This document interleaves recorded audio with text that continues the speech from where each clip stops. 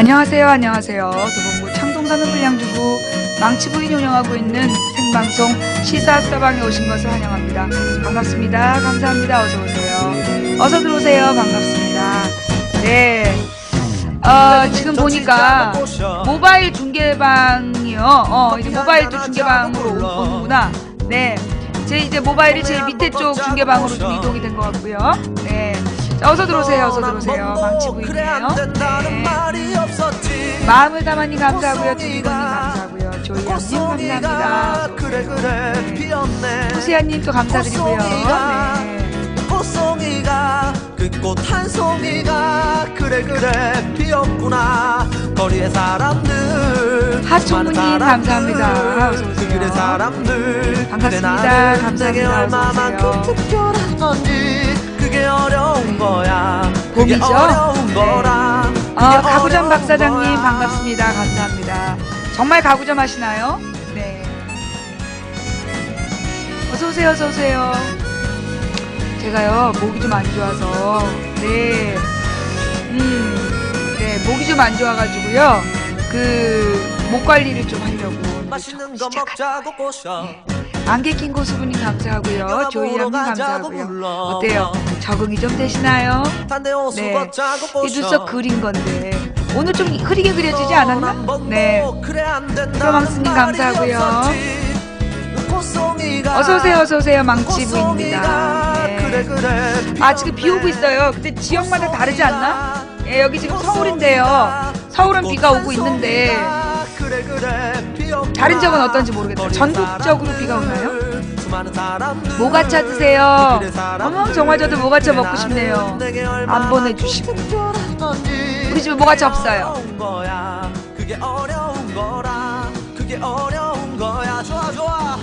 그러니까 이게 중부지방만 오나 보다.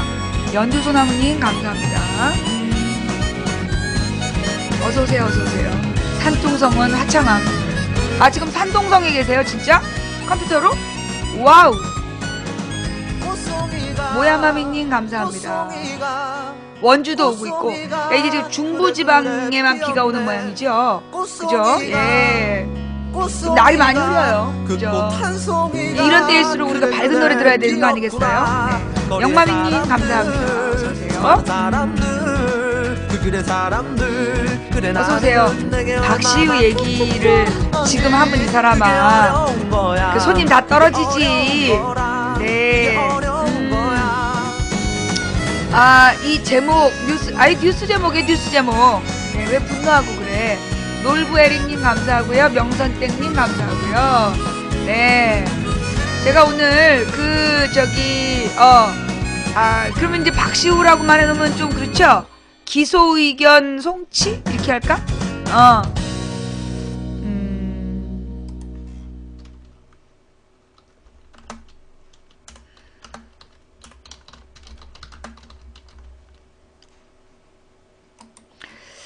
네. 어서오세요. 뭐지? 망치부인님은 왜 연예인 얘기하냐고요? 아니, 뉴스에서 다루길래, 우리 방송은 모든 뉴스에서 다루는 걸 하잖아요. 그죠? 네. 뉴스에서 또 박시우 뉴스를 막 띄우길래, 나도 좀 해봤어요. 네. 자, 어서 들어오시고요. 이렇게 해야 또 사람들이 많이 볼 거 아니야. 그지? 그게 오늘 좀 이따 얘기할 거예요. 아니야, 근데 지금 잠깐 또 얘기하면, 이게요, 정말 웃기는 게 뭐냐면, 이거 이제 수사 중인 사건이에요.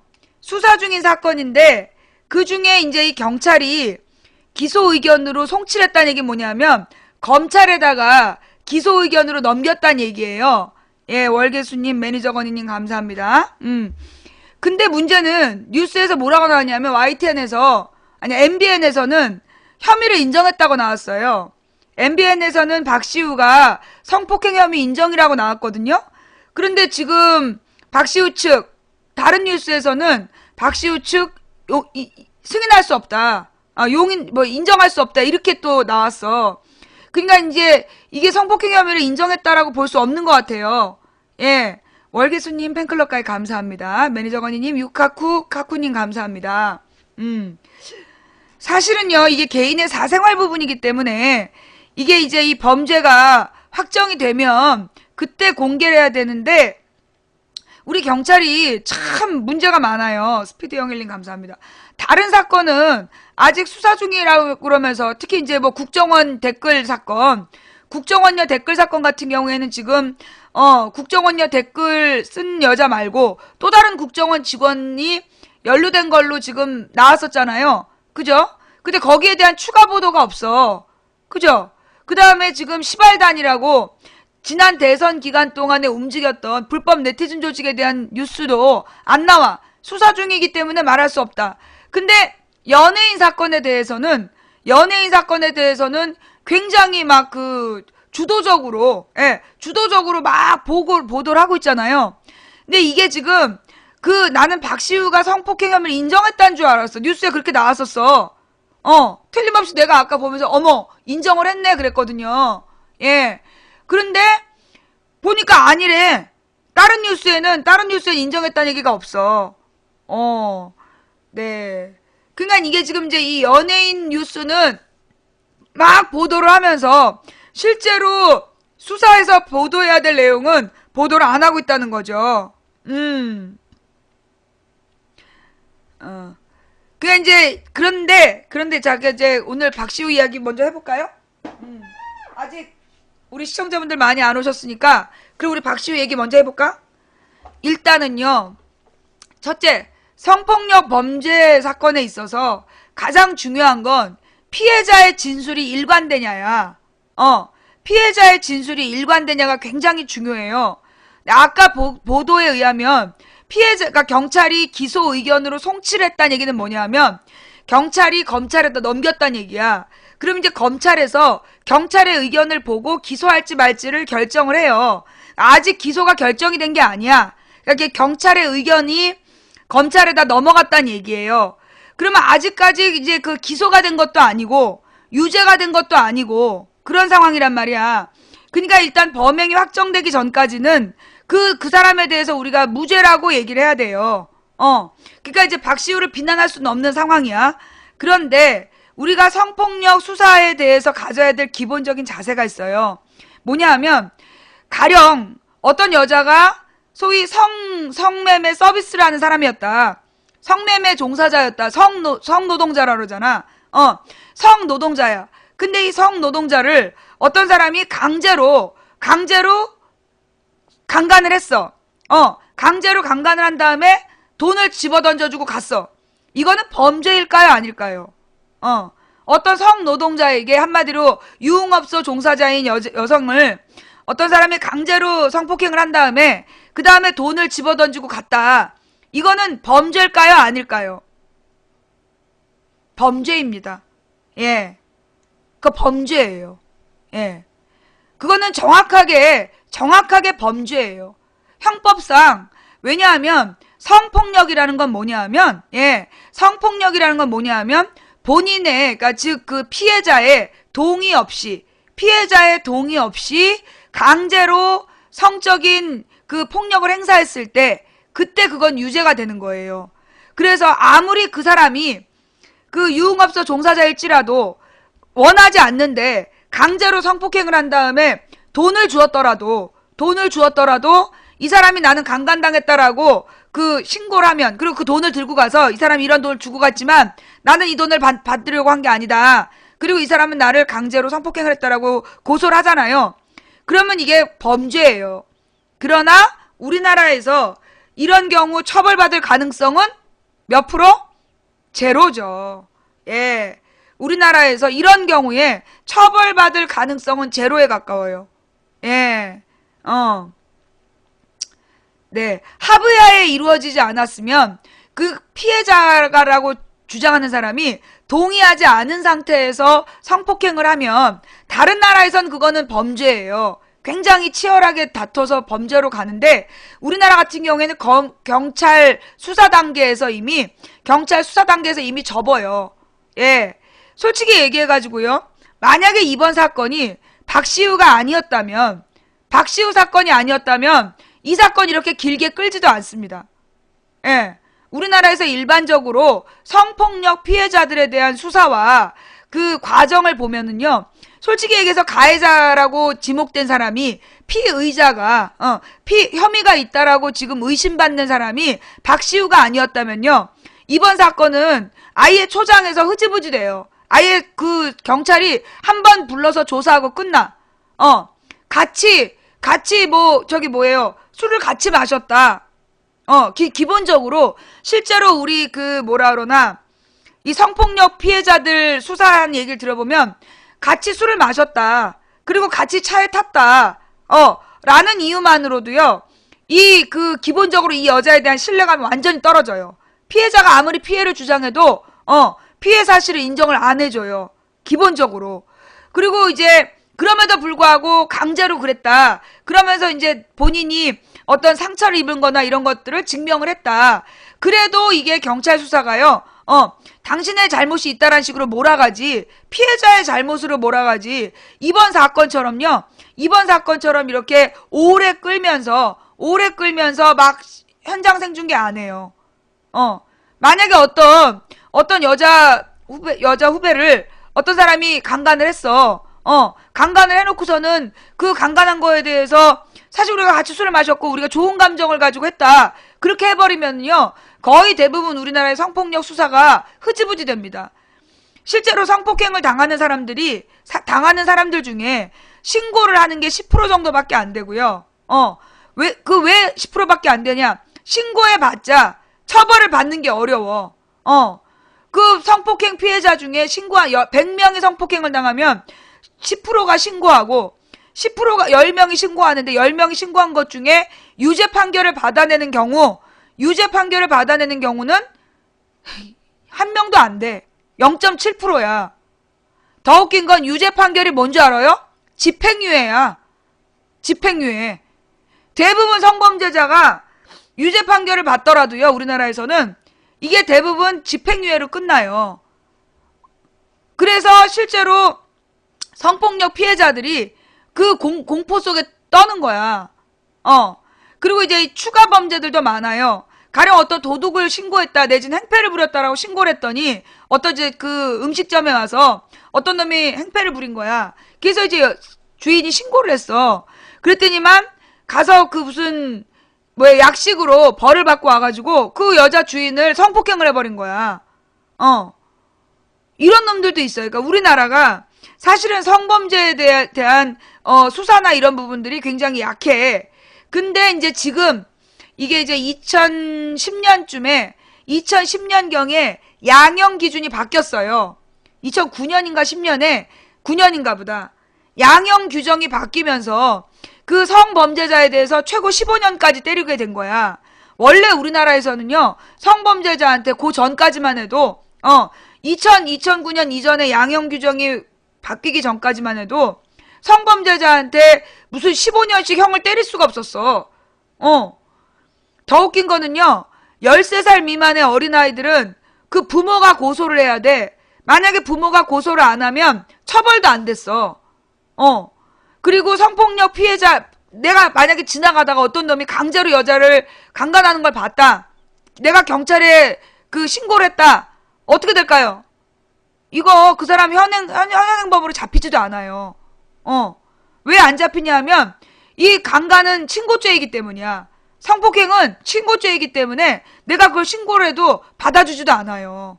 예. 과일사님 감사하고요. 이런 문제점들이 있어. 그래서 성폭력 범죄에 대해서는요, 기본적으로 우리 사회가, 아니 내가 며칠 전에 우리 집으로 또 법무부에서 쪽지가 나왔어. 우리 집 주변에 성범죄자가 이사를 왔다. 그래서 이제 그 청소년이 있는 집에는 고시를 해주는 거야. 알려주는 거. 근데 보니까는요, 미성년자를 강간했다라는 범죄가 인정이 됐나 본데, 유죄인데 집행유예야. 아니, 어떻게 성폭력 범죄로 4년형을 받은 사람이 집행유예가 나올 수 있냐고. 성폭력 범죄자로 유죄 판결을 4년형을 받은 사람이 집행유예가 3년인가 그래. 이게 정말 웃기는 거죠. 만약에 성폭력 범죄자가 확실하면, 그러면 그거는 4년을 살게 해야지. 안 그래? 네. 이게 우리나라 이게 문제야. 그래서 이 성폭력 피해자들이 도리어 막 피해 다니고, 자기가 더 피해 다니고, 그런 문제점이 있어요. 그리고 이제 이 수사 과정이라든가 또는, 유죄 판결을 함에 있어서 과연 그 보도, 정당한 보도를 정당한 판결을 하느냐. 그걸 잘 봐야 돼요. 더 웃긴 게 뭐냐면, 보통 연예인들 같은 경우는요, 보통 연예인들 같은 경우, 이게 2심까지 유죄 받았는데, 3심 가서 시간을 오래 끌어요. 그리고 막 민사소송까지 막 해요. 그러는 과정에서 합의를 봐버려. 합의를 보고 무죄를 만드는 거야. 개울물소리님 감사합니다. 너무나 오랫동안 시달리다 못해서 결국은 그냥 포기해버리는 거야. 피해자 측에서. 네.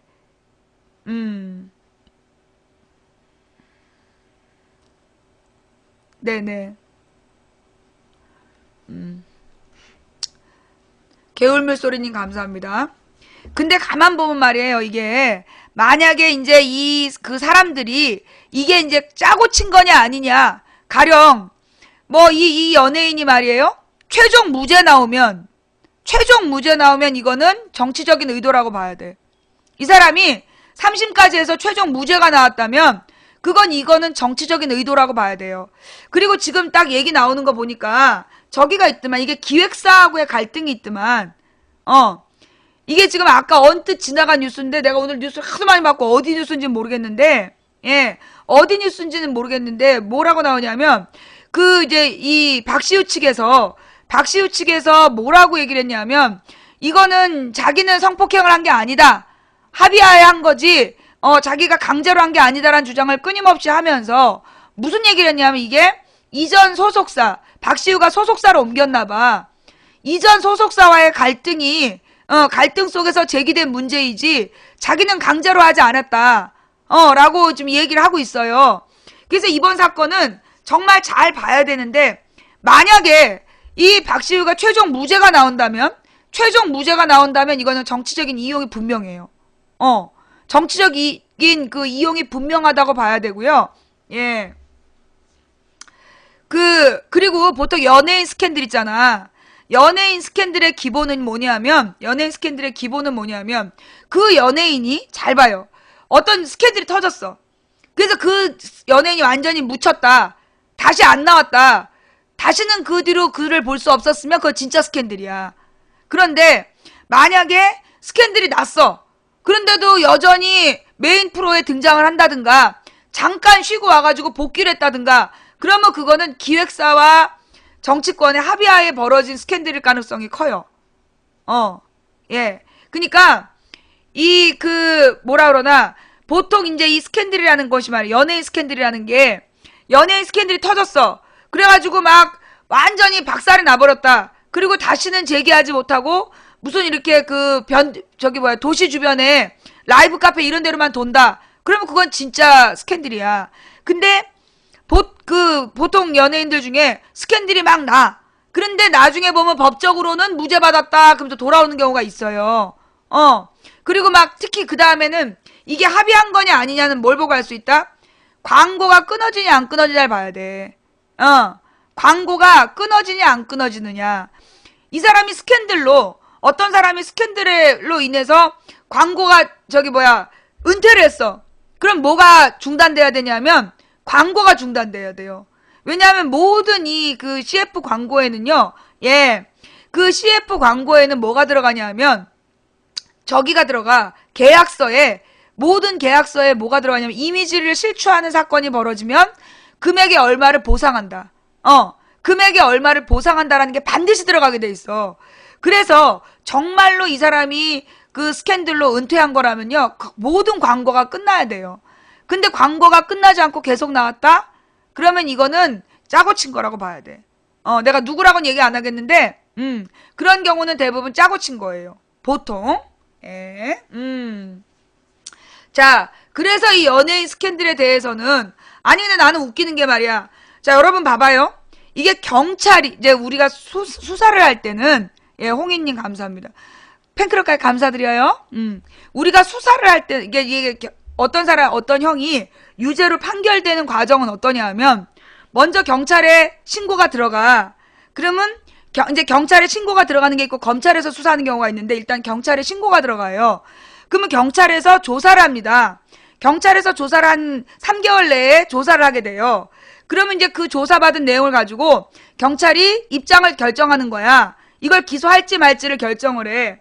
그러니까 검찰에다가 이 사람이 혐의가 있는지 없는지. 그래서 경찰이 볼 때는 혐의가 있다. 그러면 이거를 기소 의견으로 검찰에다가 넘기는 거예요. 그러면 검찰에서 그 기소 의견이 맞는지에 대해서 다시 한번 검토를 합니다. 그래서 이게 기소 의견이 맞다라고 판단되면 기소를 하는 거예요. 그럼 기소가 뭐냐? 그러니까 이제 이 기소라는 건 뭐냐면 재판에 회부한다는 거예요. 그러면 재판에 회부가 돼서 1심, 2심, 그러니까 그럼 검찰은 어떨 때 회부를 하느냐면 이 사람이 유죄일 가능성이 있다. 그러면 기소를 해요. 검찰이 봐서 얘는 무조건 무죄다 그러면 기소를 안 해. 근데 그러니까 경찰은 검찰로 넘길 때 혹시 유죄일 가능성이 있다 그럼 넘겨요. 그럼 검찰도 혹시 유죄일 가능성이 있다 그러면 넘겨요. 그런데 대신 검찰은 부담을 갖는 게 재판하는 과정에서 자기가 유죄를 입증을 해내야 돼. 검찰이 유죄를 입증하지 못하면 기소했다가 자기가 잘려. 자기 업무 능력에 잘리는 거야. 그래서 이제 검찰이 기소를 결정하게 되는 거예요. 그리고 난 다음에 이제 검찰이 기소를 하면 재판부에서 1심, 2심, 3심까지 재판을 해요. 그래서 이제 1심은 보통 형사사건 같은 경우에는 재판부에 판사가 한 명이야. 한 명의 판사가 판결을 합니다. 그게 1심이에요. 근데 이제 거기서 무죄가 나왔다. 근데 검사가 아니다. 이건 좀 판결이 잘못됐다. 그러면 항소를 해요. 2심 법원에 항소를 해요. 근데 이제 만약에 1심 판사가 하나인 경우에는 단독심이라 그래. 단독심. 근데 그러니까 단독부. 그러면 이 단독부에서 판단한 내용은 보통 그 지방 법원에 합의부로 가요. 판사 3명. 판사 3명이 있는 합의부로 가서 거기서 이제 재판을 받아요. 2심을. 근데 보통 그런 경우에는 같은 법원 안에서 판결이 나기 때문에 판결이 뒤집어지질 않아요. 판결이 뒤집어지질 않고 그런 경우에는 보통 1심하고 2심이 거의 비슷하게 갑니다. 그리고 난 다음에 이제 3심은 대법원으로 가는 거야. 무조건 3심은 대법원으로 가는 거야. 그리고 난 다음에 근데 그 과정에서 1심, 2심, 3심 과정에서 특히 이런 형사사건 같은 경우에는 피해자하고 합의를 봐버리면 형사사건 특히 이런 강간사건 같은 경우에요. 중간에 합의를 봐버리면 그래서 합의를 봐버리고 기소를 중지해버리면요. 이거 무죄로 판결되는 거예요. 자기가 무죄라라고 얘기하고 다니는 거야. 그래서 이 형사사건은요, 끝까지 지켜봐야 되는 거예요. 끝까지 지켜봐야 되는 거고, 특히, 그러니까 이제, 우리가 어떤 쪽이 분명히 유죄냐를 최종 결과를 보고 판단해야 된다는 거야. 그러니까 지금 연예인 성폭행 사건 같은 경우에도요, 최종 판결이 나올 때까지는 우리가 거기에 대해서 언급을 하지 말아야 되는 거야. 누굴 비난할 수가 없는 거야. 근데 이번에 박시우 사건 같은 경우에는 오늘은 박시우가 해명하고 내일은 박시우를 비난하고 이런 식으로 계속 공방을 주고받고 있어요. 그러면서 이게 매일매일 사건을 실시간으로 보도하는데 마치 이 모습이 뭐를 연상시키냐면 옛날에 용산 참사 때 용산 참사가 벌어졌어. 그럼 이제 이 용산 참사라는 게 뭐냐면 용산에 있는 철거민들이 그 건물주를 만나게 해달라고 시위를 시작했는데 거기에다 경찰이 강제 진압을 해버리는 바람에 사람이 죽고 사람들이 6명인가 죽어버린 심각한 사건이었어요. 근데 이제 그 사건에 대해서 이거는 이제 경찰의 잘못된 진압, 무리한 진압이 사건의 핵심이었어. 그 여기에 대해서 사람들이 막 관심을 갖고 질문을 하면 기자들이 질문을 하면 경찰이 수사 중인 사건이라면서 수사 내용을 보도를 안 했어요. 그래 그 대신에 강호순이라는 그 연쇄 성폭력 범죄자 그 사건에 대해서는 아주 자세하게 보도를 한 거야. 그러니까 이게 수사 중인 사건이야. 근데 이 사람이 열 몇 건의 여자들을 납치해서 성폭행을 하고 죽인 다음에 파묻었다는 거야. 그래가지고 그 파묻은 사람들을 하나씩 정보를 주는 거야. 한 번에 다 밝히는 게 아니라 그 참 웃긴 사람이죠. 한 번에 한 건씩 밝힌 거야. 그러면 한 사건이 딱 밝혀지면 그 어떤 여자를 죽였다. 그래 어떻게 납치했고 그랬다라고 강호순이 자백을 했다고 뉴스가 나와. 그 다음 날에는 강호순이가 어디에다 묻었다라고 얘기를 해. 수사 이제 그 인정을 해. 그러면 세 번째 날에는 묻었다라는 데를 현장 검증을 가요. 그리고 현장에서 막 파내는 거야, 시신을. 현장 검증을 하면서 파내는 거야. 그러면서 사건 하나당 3, 4일이 갔어. 그런데 그렇게 사건 하나당 3, 4일이 가더니 마지막에 어떤 일이 있었냐면 그러니까 중국인 교포가 그 피해자였던 거야. 그리고 이 여자를 묻어가지고 그 골프장에다 묻었다는 거야. 그러니까 이 여자를 죽여서 어느 산 속에 묻었는데 그 산이 골프장으로 바뀐 거야. 그 산이 골프장으로 바뀌었다는데 그럼 경찰이 어떻게 해야 돼요? 골프장이건 나발이건 다 뒤져가지고 그걸 꺼내야 되잖아, 시신을. 어떻게 했을까요? 그 시신 꺼냈을까요? 못 꺼냈을까요? 그 시신을 찾아냈을까? 안 찾아냈을까? 안 찾아냈어요. 그 사람들이 막 비난을 하는데, 사람들이 막 비난을 하는데 그 주변에 이제 막 그 파는 척을 하다가 안 했어. 왜? 영업에 방해된다고. 영업에 방해된다 그러면서 이미 그 산이 골프장으로 변했고 개인의 사유지이기 때문에 수사할 수가 없다는 거야. 근데 여러분 만약에 일반적인 가정에 또는 일반적인 영업장에 시신이 발견됐다.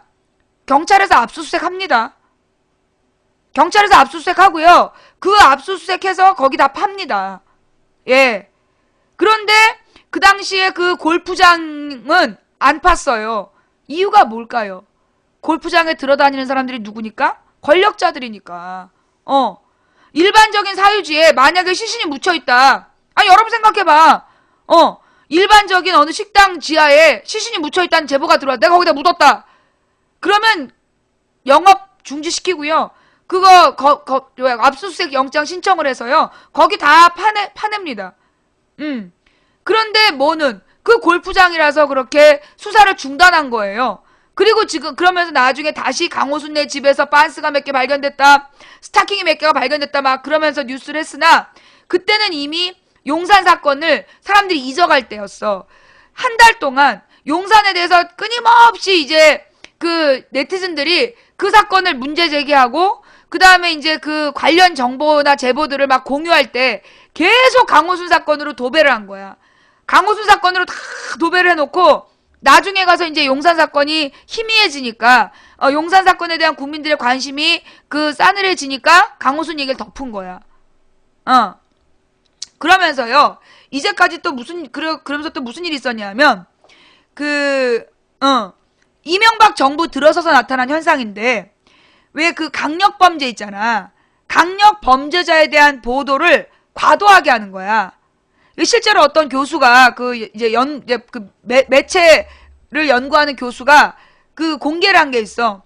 뭐냐면 김대중 노무현 정부 때는 강력범죄에 대한 보도의 내용이 이명박 정부 5년보다 적었던 거야. 근데 이명박 정부 5년에는 성폭력, 성폭행이라는 기사가 너무 많이 나온 거야. 그래가지고 얼마나 웃기냐면요. 어느 날은 이 뉴스캐스트에 그 성폭행 기사가 도배를 했어. 그런데 그 성폭행 기사들 중에는 몇 년 전 사건들도 보도가 된 거야. 그 한번 찾아봐봐. 성폭행이라는 기사를 성폭행으로 검사하면 그날 막 기사가 수십 개 수백 개가 떠. 근데 수십 개 수백 개 중에서 어떤 기사들은 보면 몇 년 전 사건에 대해서 기사를 쓴 것도 있는 거야. 이게 무슨 얘기냐 하면 결국은 성폭행이라는 강력범죄 여기에 대해서 사람들이 굉장히 막 자극적이잖아 그 뉴스가. 그러니까 성상납, 별장 성접대, 성폭행 그런 기사가 도배를 하는 거야. 그래서 그런 기사들이 나오면 그 사람들이 막 클릭을 해본단 말이지. 그러면 클릭할 때마다 뭐가 나오냐면 광고 수입이 나와. 이게 인터넷 뉴스들이요. 내가 이제 이번에 내가 토요일 날 아침에 이제 막 그걸 뭐라 그래. 전쟁 난다고 난리가 나가지고 아침에 막 얼리고 한 4시간을 채팅 방송을 했어. 목이 안 좋아서. 근데 그러다가 도저히 안 되겠다 싶어갖고 내가 아유 뭐 저기 가만 보니까 내가 딱 그걸 깨달은 거야. 그러고 보니까 왜 매번 토요일마다 이렇게 전쟁설이 돌지? 매번 토요일마다 전쟁설이 돌았던 거야. 그래갖고 왜 토요일마다 이렇게 전쟁 나냐고 물어보고 토요일마다 그러지? 그러면서 내가 뉴스를 딱 검색을 했어요. 검색을 쫙 해봤더니 전쟁 관련 뉴스들이 주로 오후에 나와. 오후나 밤 10시나 새벽 2시나 아니면 오후 3시 이후에 나와. 그래서 이거 뭐지? 그랬더니 이게 주식시장이 평일 낮 3시에는 문을 닫아요. 평일 낮 3시면 이제 더 이상 매매가 안 되는 거야. 그리고 이제 종가를 정리해서 끝낸단 말이야. 그래서 오늘 아침에도 내가 봤어요. 뉴스를 잘 봐봐. 9시 이전의 뉴스들은요. 굉장히 위기와 위험하다라는 내용으로 나옵니다. 근데 보통 9시에 첫 뉴스가 뭐냐면요. 북한 이상 징후 없다. 전쟁 관련 보도, 그러니까 북한 관련 보도를 하는데 주로 북한의 특이 동향 없다.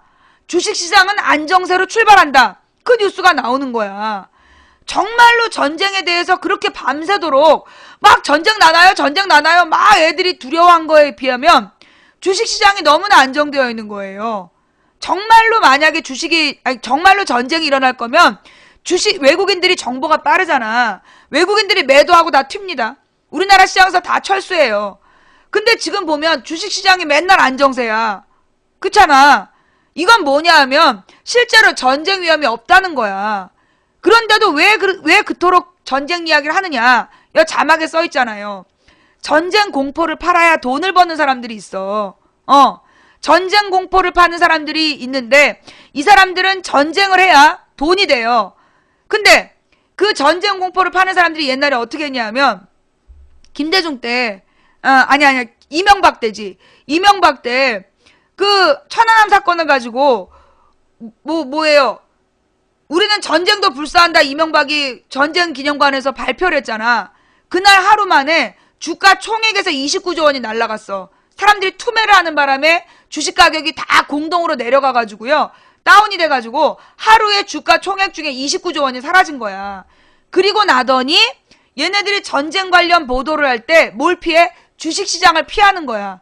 주식시장에 타격 주지 않도록 보도를 하는 거야. 그래서 보면 아침 9시 이전까지는 기사가 살벌해. 근데 9시부터 낮 3시까지는요. 기사 내용이 북한의 특이 동향 없다. 주식시장은 안정세다. 꽃 소식은 어떻다. 날씨가 어떻다. 그런 얘기들 나와요. 문화 이야기. 항상 9시부터 3시까지는 내가 하루 종일 뉴스를 틀어놓는데 보면 그 시간대에만 그 국내 정치 이야기 나오고 그리고 난 다음에 3시 딱 넘어가면 다시 막 대담을 하면서 북한 무기가 막 배경화면으로 나와. 그죠? 아니 누구를 불러갖고 평론가를 불러서 대담을 해. 근데 배경사진은 뭐야? 막 군부대 훈련하는 사진이 나와. 보신 분? 전투기 막 날아다니고 전투기가 막 날아다니고 배경사진에 군부대가 막 훈련하는 모습 나오고 막 그래. 그죠? 그게 3시 이후에 그래. 9시부터 3시까지는 안 그래요. 그게 왜 그러냐? 평일날 9시부터 3시까지가 주식 매매가 되는 거야. 그러니까 그 시간 동안에는 자극적 뉴스를 안 줘. 왜냐? 그리고 이제 주말에 토요일날부터 일요일까지 쌩 지랄을 하는 거야. 토요일, 일요일, 월요일 새벽까지. 그러다 월요일 7시 반에서 8시가 되잖아. 싹 사라져. 내가 우리 방 이거 가만히 보잖아요. 월요일 아침에 7시 정도에 채팅창을 보면 깨끗해. 전쟁 얘기하는 애들 한 명도 없어. 철수하는 거야. 그 새벽 5시까지 떠들었던 애들이 매주 월요일 새벽 6시 넘어가고 7시가 되면 깨끗해지는 거야. 그래서 나는 내가 인생 상담을 해서 그러나 했어. 아니야. 얘네가 토요일부터 전쟁 나냐고 막 부추기다가 월요일 아침이 되면 그 얘기를 딱 접는 거야. 그리고 뉴스에서 아무 일도 없었다라는 식으로 뭐 개성공단 평화롭게 출근했다. 북한의 특이 동향은 없다. 그 다음에 그런 외신 보도를 전하면서 꽃시장 얘기를 전하는 거야. 꽃이 많이 피었나요? 예년보다 뭐 일찍 핀다고 하던데요. 꽃이 많이 피었나요? 아니요, 아직 안 피었습니다. 이런 뉴스 하는 거야.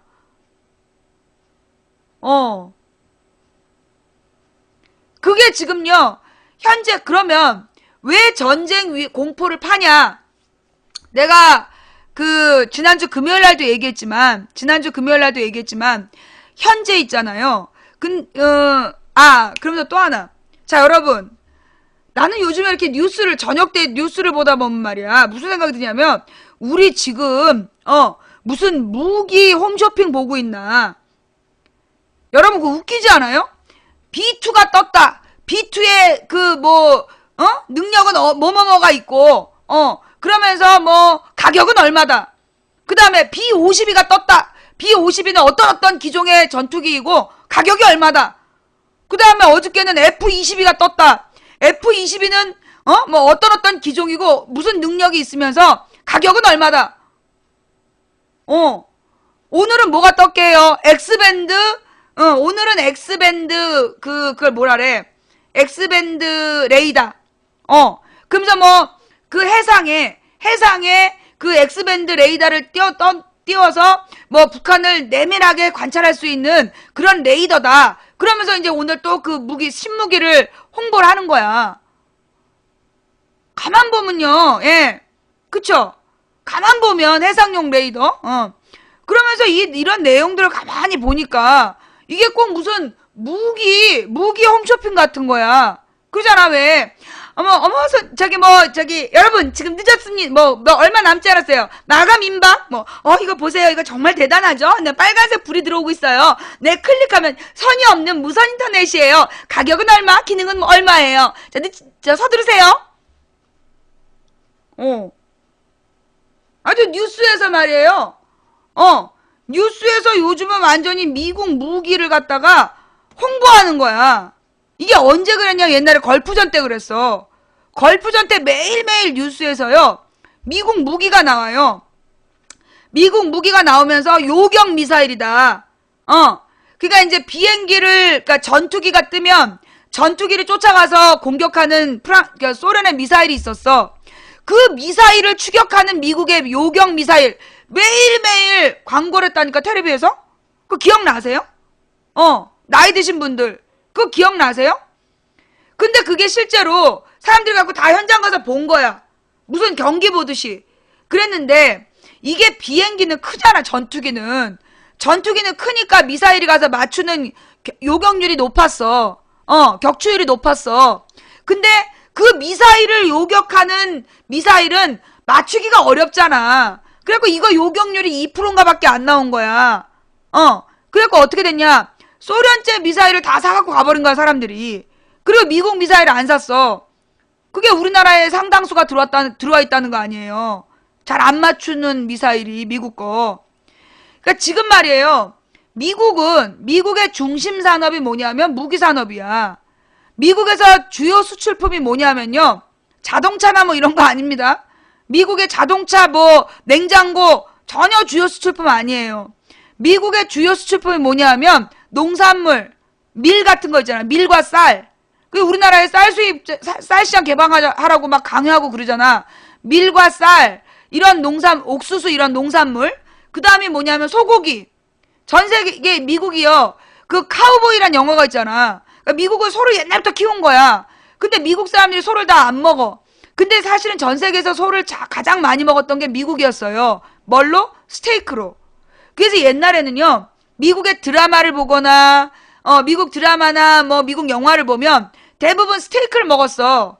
기억나죠? 옛날에는 미국 영화를 보면요, 항상 저녁 때 스테이크 고기를 썰어서 먹는 장면이 나왔단 말이야. 그런데 이게 2000년대 중반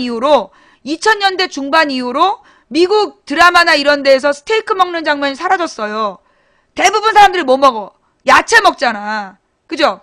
빅뱅 이론이라든가 이런 영화 드라마를 봐도, 또 섹스 앤 더 시티 이런 미드를 봐도 사람들 전부 다 뭐 먹어?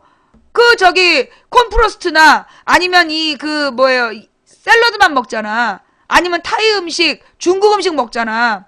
소고기를 안 먹어. 그래서 알아보니까 실제로 미국에서 2000년대 중반, 2005년 이후로요, 소고기 수입량이, 그러니까 소고기 소비량이 30%가 줄은 거야. 미국에서 소고기 소비량이 30%가 줄었어. 그게 2004년, 5년 이때부터. 그때 나온 기록이야. 왜 그랬냐 했더니, 그때 이제 미국의 시민단체 대표가 오프라 윈프리 쇼에 나온 거야. 오프라 윈프리 쇼에 나와가지고, 그러니까 미국의 이 햄버거 패치를 만드는 고기들이 얼마나 위험한지에 대한 설명을 한 거예요. 그러면서 이 시민단체에서 미국에서 소를 도축하는 과정이 굉장히 비위생적이고, 그래서 미국산 소고기가 굉장히 안전하지가 않다는 거를 미국인이 제일 많이 보는 프로에 나와서 보도를 해버린 거야. 그래서 오프라 윈프리가 뭐라 그랬어요? 그럼 앞으로 햄버거 먹으면 안 되겠네요. 그래가지고 미국의 햄버거 회사가 오프라 윈프리를 고소를 했어요. 100억인가 물어내라고. 근데 결국 최종 누가 이겼어? 오프라 윈프리가 이긴 거야. 근데 좌우지간 그 과정에서 미국에서 미국산 소고기 소비량이 30%가 줄어드는 거예요. 근데 전 세계에서 소고기를 제일 많이 먹는 나라에서 30%가 줄어들면서 미국산 소고기가 남아돌게 된 거야. 다른 때보다. 그래서 다른 나라에 강제적으로 수출을 막 강요하게 된 거죠. 그러면서 우리나라에 막 미국산 소고기를 수입하라고 더 큰 강요를 했던 거야. 그게 이제 광우병 소고기 사태의 배경이 되는 거죠. 근데 이 광우병 소고기 사태 같은 경우에는 사실은 노무현 대통령 말기에 2006년, 7년에요. 나도 몰랐던 내용이야. 2006년에 미국산 소고기가 위험하다는 보도가 2006년에 굉장히 많이 나왔어. 그게 오프라 윈프리 쇼 이후니까 2005년, 6년, 7년. 이때 미국산 소고기의 위험성이요, 굉장히 많이 조중동을 통해서 보도가 된 거예요. KBS, MBC, SBS뿐만 아니라 조중동을 통해서도 보도가 굉장히 많이 된 거야. 그리고 이 중고등학교 학교에서 많은 아이들이 미국산 소고기의 문제점을 같이 막 그 교육 프로그램으로 봤던 거야. 그리고 내가 2007년에 한미 FTA를 반대하는, 한미 FTA 졸속 추진에 반대하는 방송을 하러 국회에 이제, 그때는 민간인이 방송을 할 수 있었어, 국회에서. 노무현 때라서. 노무현 정권 때 내가 그 방송을 하러 갔단 말이야. 전화를 하면 애들이 전화를 해가지고 미국산 소고기의 문제점을 계속 얘기하는 거야. 2007년 3월에. 혹시 그때 방송 보셨던 분 있으세요? 아니, 내가 2007년 3월 달에 나는 전반적인 한미 FTA의 문제점을 지적하려고 방송을 하러 간 건데, 학생들이 전화를 해갖고 미국산 소고기에 대한 욕만 계속 하는 거야. 도대체 내가 그래서 물어봤다니까. 그럼 미국산 소고기의 문제점을 어떻게 알았냐? 그랬더니 뉴스에서 다 봤다는 거야. 뉴스에서도 보고 학교에서도 다 방송을 했다는 거야. 그러면서 그 당시에 2007년에는요, 아이들의 일반적인 정서가 노무현 대통령 국민 보건위생에 관심이 없다. 그게 비난의 골자였어. 2007년도에는 소위 지금의 청년 우군들이라고 불려지는 어린 학생들, 얘네들이 계속 방송에서 얘기하는, 그러니까 뉴스 전화해갖고 한 얘기가 뭐냐면, 노무현 대통령이 지금 미국산 소고기가 위험한데 막 수입을 한다는 거야. 그러면서 미국산 소고기의 문제점을 굉장히 많이 지적을 했었어요. 내가 분명히 기억이 나. 그때 생방송으로 내가 막 방송을 했었다니까. 근데 그러면서 노무현 대통령이 국민의 보건위생권을 우습게 한다. 그래서 원래 30개월 미만만 수입해야 되는데 전량 수입하려고 한다. 여보세요? 여보세요? 여보세요? 여보세요? 전화기 또 안 되네. 우리 집 전화기가 또 고장났다. 그래가지고, 예. 아니야, 우리 집 지금 전화기가 자꾸 이 KT 얘네가 인터넷 전화로만 돌리더니 유선 전화기가 잘 안 돼요. 내가 일부러 유선 전화기를 했어. 왜냐하면 여론조사를 할 때 유선 전화로 하잖아. 그래서 내가 유선 전화를 놨단 말이야. 근데 이 유선 전화가요, 이게 계속 연결이 잘 안 돼. 인터넷하고 내 인터넷 전화도 있고 이제 유선 전화도 있는데, 이게 유선 전화에서 계속 누가 전화를 하면, 우리 집으로 전화를 하면 벨이 계속 울려, 상대방에게. 내가 받아도 연결이 안 돼. 하여튼 이제 그래서 지금 내가 그냥 통화를 눌러놓은 거야. 자, 하여튼 그래서요. 2006년 7년에는 조중동 KBS, MBC, SBS가 똑같이 노무현 정부가 미국산 소고기가 매우 위험한데 그거를 국민보건위생권을 포기하고 수입하려고 한다. 30개월 이상을 수입하려고 한다. 일본은 20개월 미만만 수입하는데 이러면서 보도를 했어. 근데 2008년이 딱 된 다음에 조중동이 입장을 싹 바꾼 거야. 조선일보, 중앙일보, 동아일보가 입장을 싹 바꿔갖고 소고기 괴담, 미국산 소고기 괴담이라고 그러는 거야. 근데 사실 아이들은요, 애들은 몇 년 동안을 똑같이 들어온 거야. 중학교 1학년 때부터 계속 미국산 소고기 위험하다. 오프라 윈프리. 그것도 알아보니까 오프라 윈프리가 교과서에 나왔더만. 오프라 윈프리가 교과서인가 무슨 그 필독도서인가에 나왔어. 오프라 윈프리 이야기가. 그래서 애들한테 그 당시에 그 유행했던 인물 둘이 안철수하고 오프라 윈프리였던 거야. 근데 이 오프라 윈프리 프로에서 미국산 소고기 얘기가 나왔다는 게 애들한테 쫙 소문이 도는 거야. 그래서 애들이 막 분노했던 거지. 2008년 5월 달에 사실은 그 중고등학생들이 촛불 집회로 나온 거예요. 중고등학생들이 뛰어나와가지고 미국산 소고기 수입을 반대한 거야. 정확하게 얘기하면 그게 역사가 그렇게 된 겁니다. 2005년, 6년, 7년 동안에요. 조선일보, 중앙일보, 동아일보에서 미국산 소고기는 매우 심각하게 위험한데 그걸 노무현 대통령이 아무런 제재조치 없이 전량 수매한다고 비난을 했어. 그러면서 오프라 윈프리 이야기를 막 파는 거야. 근데 나중에 정권이 딱 바뀌어서 이명박이 되니까 미국산 소고기 괴담이라고 그러는 거야. 그 입장이 바뀐 거 아니야. 그러니까 애들이 용서를 못하는 거지. 그래서 뛰어나왔던 거예요. 근데 애들이 막 뛰어나와서 미국산 소고기의 문제점을 얘기하니까 이게 뭐야? 그거 사람들이 알게 됐고, 그리고 나서 PD수첩에서 보도한 내용은 2005년, 6년, 7년에 KBS에서 보도했던 내용이야. MBC PD수첩 보도 내용이 2005년부터 7년까지 나왔던 보도 내용을 이게 모아가지고 조선일보, 중앙일보, 동아일보에서 보도했던 내용을 모아가지고 PD수첩이 보도를 한 거예요. 그런데 이명박이 누구만 고소했어? PD수첩만 고소했잖아. 허위사실 유포했다고. 결론은 어떻게 됐어? PD수첩은 허위사실을 보도하지 않았다라고 결론이 났어요. 자, 그런데 우리 국민들은 어떻게 알고 있죠? 여러분, 내가 지금도요, 들어와갖고 얘기하는 애들 보면 PD수첩이 무죄 받은 걸 아무도 몰라. 알고 있었어요? PD수첩이요, 마지막에 무죄 받았어요. 대법원 판결까지 가서 3심까지 가서 허위사실을 유포하지 않았다라고 확정 판결을 받았어요. 근데 우리 들어와가지고 광우병 무슨 파동 이러면서 허위사실 유포했다고 주장하는 애들이 전부 다 PD수첩이 허위사실 유포했다고 주장해. 무죄 받은 거예요, 무죄. 근데 왜 그럼 국민들이 모를까요? 무죄 판결 나온 날 MBC 김재철 사장이 9시 뉴스를 통해서 사과를 했어. 무죄 판결이 확정된 날 자기네 직원들이 광우뻥이라고 외친 놈들 있잖아. 광우뻥이라고 외친 놈들이 그 나쁜 놈들인데 자기네 직원들이 제대로 허위사실이 아닌 진실을 보도했다는 대법원 확정 판결이 난 날 MBC가 뉴스 데스크에서요. 사과 보도를 했어요. 허위사실을 보도하여 국민 여러분께 심려를 끼친 점에 대해서 진심으로 사과한다고. 그래가지고 뉴스가 묻혀버린 거야. PD수첩팀이 무죄 받았다라는 게 결국 MBC 김재철 사장의 꼼수 때문에 묻혀버린 거예요. 그래서 사람들은 소위 광우뻥이라고, 난 진짜 심각한 문제가 뭐냐면요.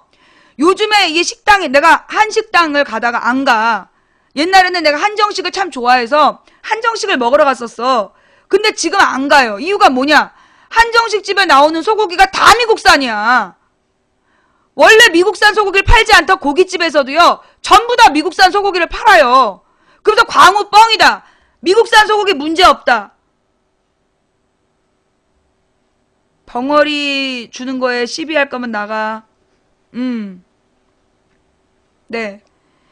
그러면서 지금 막 우리나라의 식당이나 이런 고깃집에서 미국산 소고기를 다 팔아요.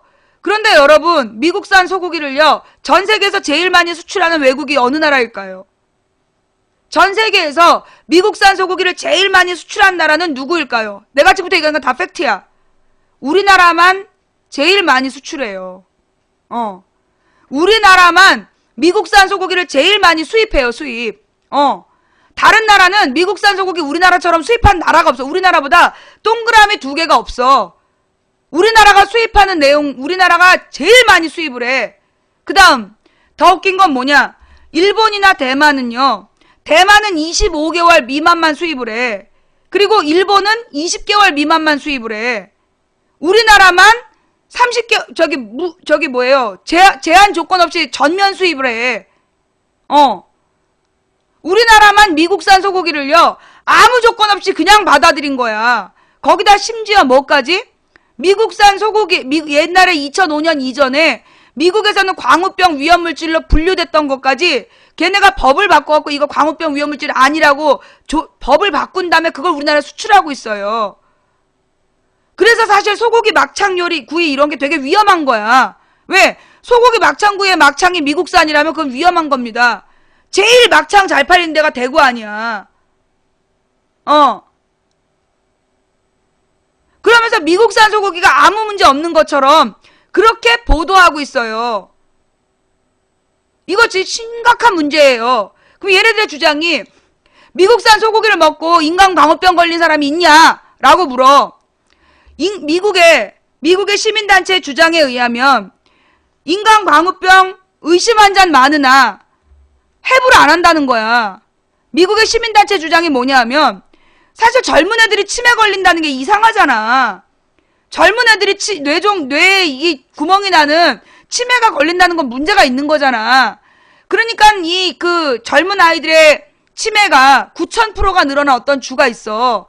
그래서 이걸 부검을 해야 된다라고 외치는데 그렇게 인간광우병 의심 환자들에 대해서 부검을 안 하고 있다고 지금. 그러면서 인간광우병 환자는 없다라고 외치고 있는 거예요. 인간광우병 환자는 없지만 미국에서 광우병 소고기가 발견이 되고 있나 안 되고 있나? 되고 있어. 미국에서 광우병 소고기는 발견이 됐단 말이야. 근데 문제가 뭐예요? 이 미국산 소고기에서 광우병이 발견됐다는 게 왜 심각한 문제냐? 미국에서 생산되는 소고기에 광우병 검사를 몇 프로 한다는 거야? 0.1% 한다는 거 아니야? 0.3%인가? 99몇 프로가, 99.5%인가 7%가 검사를 안 해. 그러니까 미국산 소고기의 99%는 광우병 검사를 안 한다고. 그러니까 1% 이내로 0.1인가 3인가로 기억나는데 0.몇 %만 샘플링을 해갖고 조사했는데 거기서 광우병 소고기가 나왔다는 얘기는 전 세계에서 곤란한 문제야. 진실추구님 감사합니다. 그런데 미국산 소고기에 대해서 우리나라는 미국의 소고기에서 광우병이 발견됐는데 수입을 중단했다 못했다? 못했어요. 노무현 대통령 때는요, 하도 조중동이 욕을 해가지고요, 뼈 조각만 나와도 수입이 전면 중단이었어. 미국산 소고기에서 뼈 조각이 발견이 돼도요, 미국산 수입이 전면 중단이 됐어요. 조중동에서 노무현더러 국민보건위생권 포기했다고 하도 욕을 하니까 되게 그게 강했던 거야. 근데 지금 이명박 정권에서는 미국산 소고기 1%도 안 되는 걸 조사해서 광우병이 발견됐는데, 광우병 소고기가 발견이 됐는데 수입 중단을 못해. 그게 이명박이 만든 소고기 수입 협정이야. 그게 진실입니다, 지금.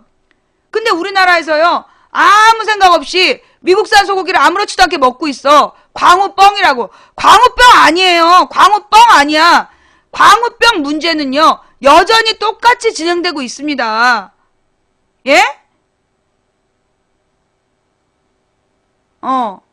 근데 이제 이 얘기가 나오잖아? 그러면 딱 어떤 조가 투입되냐? 한국 소고기에도 문제가 있다는 거야. 진실추구님 감사합니다. 한국산 소고기가 미국에서 생산되는 사료를 먹기 때문에 한국산 소고기도 위험하다는 얘기를 꼭 해요. 자, 한국산 소고기의 문제는 어떻게 하면 됩니까? 우리나라 안에서 제대로 감시 감독하고 못하게 하면 되는 거잖아. 그죠? 그런데 미국산 소고기의 문제는 우리나라에서 결정하는 게 아니라 강제 협약에 의해서 문제가 있어도 우리가 거절을 못한다는 게 문제인 거잖아. 어? 근데 얘네들이 말을 싹 섞는 거야. 한국산 소고기도 위험하다. 그러면서 말을 섞어요.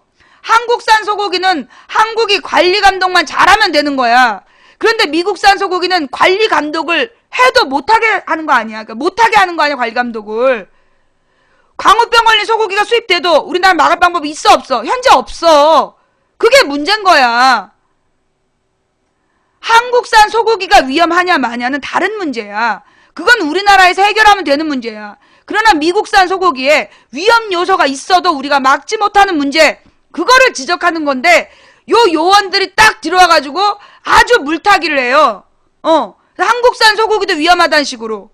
그러니까 그건 어떻게 되냐? 광우병 얘기 한참에. 그러면 누가 그래서 저는 한우를 먹어요. 그러면 그러니까 우리가 막 얘기를 하고 있는데 A가 딱 얘기를 해. 그래서 우리 한우를 먹어야 돼요. 그러면 B가 우리 한우도 위험하지 않아요. C 맞아. 미국에서 판매하고 있는 육식 사료를 한국도 써요. 그리고 난 다음에는 한우 논쟁으로 바뀌는 거야.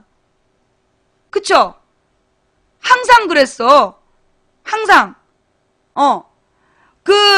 우리 이제까지 말이에요. 광우병 미국산 소고기의 문제점을 얘기를 하면 항상 A가 나타나서 그래서 한우를 먹어야 된다. 그럼 B가 나타나갖고 한우도 한우도 안전하지 않다.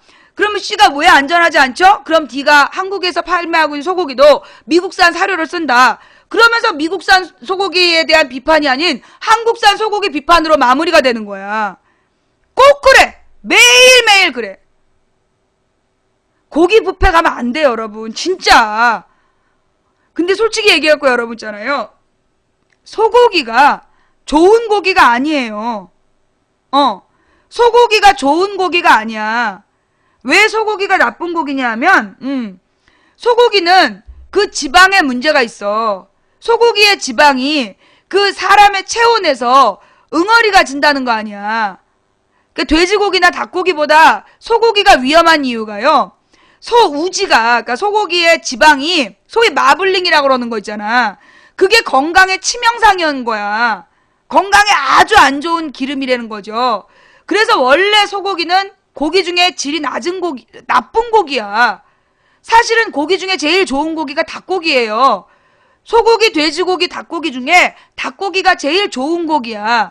기름기가 적고 그 다음에 순수 단백질이고 그리고 이렇게 몸속에 들어가서 남는 나쁜 기름이 없어서 소고기하고 오리고기하고가 도리어 좋다고 얘기하잖아. 그지? 그런데 왜 그러면 소고기가 그렇게 비쌀까요?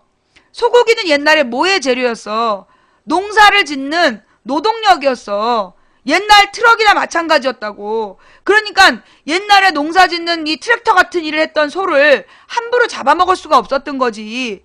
근데 부자들이 자기네들이 이제 잔치를 할 때 농민들은 정말 신주단지처럼 모시는 소를 팍 잡아가지고 막 구워서 먹으면서 돈질하랬던 거야. 그래서 소고기가 비쌌던 거죠. 예, 실제로는 소고기 자체가 좋은 고기가 아니에요. 소고기는 좋은 고기가 아니야. 그리고 우리 소는요, 뭘 먹고 자라야 돼? 풀을 먹고 자라야 돼. 그래서 원래 소를요, 어떻게 했어? 다 풀을 먹여가지고 키웠잖아. 방목을 해서. 판무, 파탈, 당구님 팬클럽까지 감사합니다. 그런데 미국산 소고기가 왜 또 욕을 먹느냐 하면 그 생산하는 방식에 있어서 문제다. 넓은 지역에서, 넓은 들판에서 방목을 하는 소, 다 그렇게 생각하는데 전체 미국에 생산되는 소 중에서 방목을 하고 연식이 확인되는 건 10%가 안 된다는 거야. 8%? 미국에서 생산되는 소 중에서 야생의 그 땅에서 방목 풀어서 키우면서 연수를 정확히 재서 딱지 붙여갖고 파는 그 키우는 소고기는 10%가 안 된다는 거야.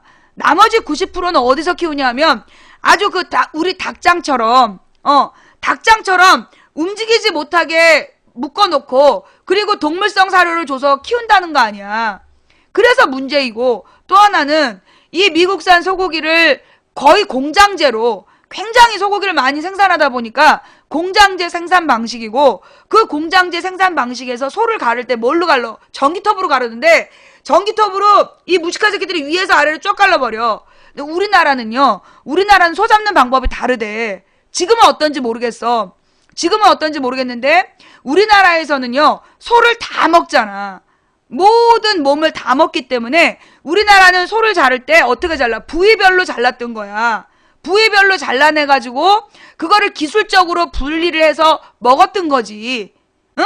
근데 미국은 그런 게 없는 거지. 그냥 전기톱으로 배를 위에서 아래로 쫙 갈라버리는데, 거기서 문제가 생긴다는 거야. 전기톱으로 쭉 가르면서, 이 전기톱이 대장균의 오염이 되는 거야. 대장균, 그 소 내장에 있는, 그 균에 오염이 된다는 거예요. 그러면 근데 그 전기톱을 그냥 계속 자르잖아. 그래서 미국산 소고기에 1년에 리콜 되는 게 몇만 톤이라는 거 아니야. 자기네 나라에서 생산되는 소고기인데도 리콜이 된다는 거야. 더 웃긴 거는, 미국의 식당에서 그러니까 미국의 마트에서 팔고 있는 소고기는 몇 개월 미만?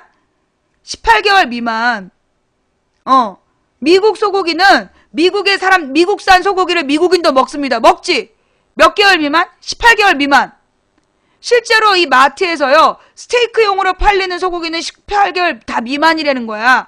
아니다! 30개월 이상도 먹는 데가 있다. 그게 어디였어? 그 버거킹인가? 미국의 버거킹이라는 햄버거 가게에서 그러니까 30개월 이상 된 소고기를 먹었다는 거 아니야.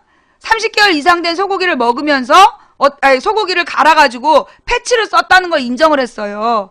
그래서 버거킹 햄버거가 문제 있다. 또 맥도날드에서도 인정을 한 거 아니야. 30개월 이상의 소고기를 패치로 사용을 했다. 그래서 오프라 윈프리가 햄버거 먹으면 안 된다라고 얘기를 한 거야. 그러면 우리나라의 버거킹이랑 맥도날드도 미국산 소고기를 사용한다라고 얘기를 했는데, 내가 맥도날드 확인을 못했어. 근데 버거킹은 뭐라래요? 한국 버거킹은 호주산과 국내산 유구만 사용한다라고 공지글을 붙여놨어. 그럼에도 불구하고 우리나라 버거킹도 똑같이 미국산 소고기 판다고 거짓말한 거야. 미국에서는요, 그래서 무슨 일이 있냐면, 옛날에는 아이들 학교 급식에서 햄버거를 줬었어. 근데 그게 지금 미국에서 금지되고 있잖아. 햄버거하고 프렌치 프라이를 금지하는 운동이 벌어지고 있는 거예요. 그러면서 보통 햄버거하고 감자튀김 이런 걸 뭐라고 불러? 정크푸드라고 부르잖아. 쓰레기 같은 음식이라고. 그래서 어린아이들 소화 비만의 원인을 이 햄버거하고 감자튀김에서 찾아가지고 애들한테 점심 학교 급식에서 햄버거하고 감자튀김을 없앴다니까. 정크푸드라고 부르면서. 그런데 우리나라만 나라가 나서서 전 세계에서는요, 미국산 소고기가 위험하다고 인정을 해서 20개월, 일본만 해도 20개월 미만, 대만은 25개월 미만, 이렇게 원령을 분명히 해가지고, 그것도 일본이 수입하는 소고기는요, 우리나라 수입하는 소고기하고 달라요. 얘네들의 거짓말 첫째, 대만도 일본도 수입한다. 우리랑 다른 걸 수입해. 일본에서 수입하는 건 귀에다가 표딱지 달고 출생부터 죽음까지 추적된 소고기 20개월 미만이야.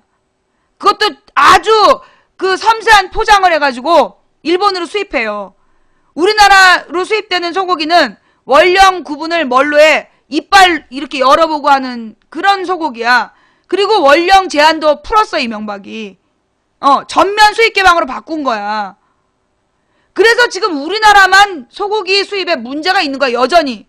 그런데 이걸 우리나라의 언론들이 말이에요, 아무 문제 없는 것처럼 팔아. 아무 문제 없는 것처럼 뻥이라고 그래. 걔네들 지금 미국산 소고기 먹을까요? 이명박 정부 때요, 청와대에서 단 한 번도 미국산 소고기를 먹은 적이 없어요. 또 그 정부 종합청사 식당에서도요, 단 한 번도 미국산 소고기가 요리된 적이 없어요. 조선일보, 중앙일보, 동아일보 식당에서도 미국산 소고기가 요리된 적이 없다는 거야. 그럼 누구만 먹어? 국민만 먹고 있어. 국민만. 아무 문제 없다라고 얘기하면서. 그러면서 앞으로 젊은 사람들 중에 뇌 이상이 생기면, 젊은 사람들 중에 이상행동을 보이면서 강력범죄가 늘어나고 이 통제가 안 되는 젊은 애들이 늘어났어. 고기뷔페 열심히 먹었던 애들이야. 근데 얘네들 문제가 있을 때 우리나라에서 부검할까요? 안 할까요? 안 해요. 안 할 겁니다. 그러면서 영화로 만들겠죠. 내 머릿속에 지우개. 내 머릿속에 지우개. 이러면서 그 젊은 애들이 치매 걸려서 죽는 걸 아주 로맨틱하게 꾸미는 거 아니야. 그래서 그건 마치 죽어가는 사람의 아름다운 로맨스인 것처럼 호도하는 거죠. 그러나 이건 정확하게 얘기해서 정부에서 국민의 보건위생권을 포기한 문제입니다. 여전히 살아있는 문제예요. 자, 이번에는 이제 수산물이 더 위험하다라는 얘기 나왔어요. 수산물이 더 위험한 건 사실 일본산 때문에 그렇죠. 우리나라에 지금 들어와 있는 명태 고등어, 그게 대부분 일본의 후쿠시마 앞바다에서 잡힌 거라며. 일본에서 판매하지 않는 거 우리나라만 수입합니다. 예. 일본에서 판매 금지된 걸 우리나라만 수입해요. 아니, 그러니까 유럽에서는 수입이 금지된 일본산 해산물을요, 우리나라만 수입해요. 왜 그런지 아세요? 예, 왜 그러냐? 누가 얘기했어? 이명박이 후쿠시마 사태 이후로 일본의 어부들이 너무나 고생하고 있다. 그래서 우리나라에서 일본산 해산물 수입하라고 그랬어. 그리고 기준도 높이고. 근데 일본에서는 도리어 계속해서 시민단체들이 후쿠시마의 문제점을 알려가면서 방사능 허용치를 낮추라고 그래가지고요, 10분의 1로 그 사태 직후에 올렸던 기준을 낮추는 작업을 하고 있어. 근데 우리나라는 그 일본에서 방사능 허용 기준치를 올려놓은 거, 그걸 그대로 지금 수입하고 있다니까? 어제가 만우절이었잖아요. 어제 내가 얘기했어야 되는데 못한 얘기가 또 하나 있어. 일본에서 독도가 지네 땅이라고 지랄 연병을 했잖아요. 그러면서 무엇보다 2006년에 노무현 대통령이 독도 밀약을 까버렸어. 독도 문제. 이 노무현 대통령이 독도 밀약을 까버리면서 과거에 박정희가 그 독도를 일본하고 공유하자고 약속해준 거 아니냐. 그래서 지금 독도 문제가 생긴 건데 왜 김대중이 독도를 공유했다라고 거짓말하느냐. 그걸 지적한 거야. 그랬더니만 일본에서 니네가 감히 독도 밀약을 공개를 했어? 그걸 깠다 이거지? 이러면서 이명박을 딱 불러다 앉혀놓고 일본 총리가 뭐라 그랬냐? 우리는 이제 독도가 우리 땅이라는 걸 밝히겠다. 양국 정상은 절대 독도 문제를 언급하지 않는다는 독도 밀약이 있었는데 그게 깨진 거야. 양국 정상은, 일본과 한국의 그 정상은 독도 문제를 공식적으로 언급하지 않는다라는 그 밀약이 있었는데 그걸 노무현 대통령이 깬 거야. 그러니까 일본 총리가 이명박 불러다 놓고 우리는 앞으로 독도가 일본 땅이라고 교과서에 쓸 거야. 알았지? 그러니까 이명박이 뭐라 했다는 거야. 지금은 곤란하다. 조금만 기다려달라. 라고 얘기를 했다라고 요미우리 신문이 보도를 했어. 근데 그 요미우리 신문만이 아니라 일본의 4대 일간지가 다 보도를 했어. 4대 일간지, 3대 주간지, 3대 잡지가 다 보도를 했단 말이야. 그러자 우리나라 시민단체에서 요미우리를 고소를 했어. 그러니까 청와대에서 뭐라 펄펄 뛰면서 사실이 아니다. 왜 대한민국 청와대를 안 믿어주고 요미우리 보도만 믿느냐라고 그런 거야. 근데 요미우리를 그래서 시민단체가 고소를 했잖아. 근데 요미우리에서 우리나라 법정에다가 요미우리 언론을 고소를 했어요. 우리나라 법정에서 요미우리 허위 보도를 하지 않았다라고 판결했잖아. 그 얘기는 뭐야? 요미우리를 그 우리나라 법정이 허위 보도를 하지 않았다라고 인정을 했다는 거는 결국 독도에 대해서 이명박 대통령 발언이 사실로서 인정이 됐다는 얘기야. 역사상. 그래서 문제가 됐어. 이명박 대통령이요, 1년 365일 중에 1년 365일 그 많은 날을 다 냅두고 언제? 그게 2010년 4월 1일이야? 2011년 4월 1일이야. 4월 1일 만우절에 독도는 우리 땅이라 그랬어. 기억나요? 그 몇 년도인지 찾아봐. 하고 많은 365일 중에 4월 1일에 독도는 우리 땅이라고 이명박 대통령이 얘기를 했다니까? 아니 도대체 365일 중에 364일 그 많은 날짜 중에 8월 15일에 할 수도 있는 거고 3월 1일에 할 수도 있는 거고 그 많은 날 중에 하필이면 4월 1일 날 딱 한 번 얘기했어. 이제 이명박이 독도는 우리 땅이라고 얘기한 게 딱 한 번이야. 4월 1일 날. 그것도 만우절에.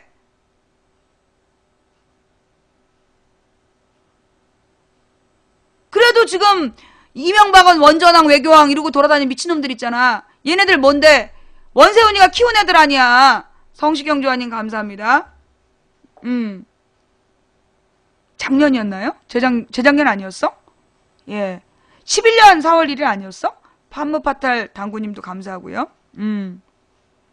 그래놓고 독도에 가서 자기 이름 써놓은 거 아니야. 이제까지 이명박 대통령이 건드리면 다 망했잖아요. 기억나지?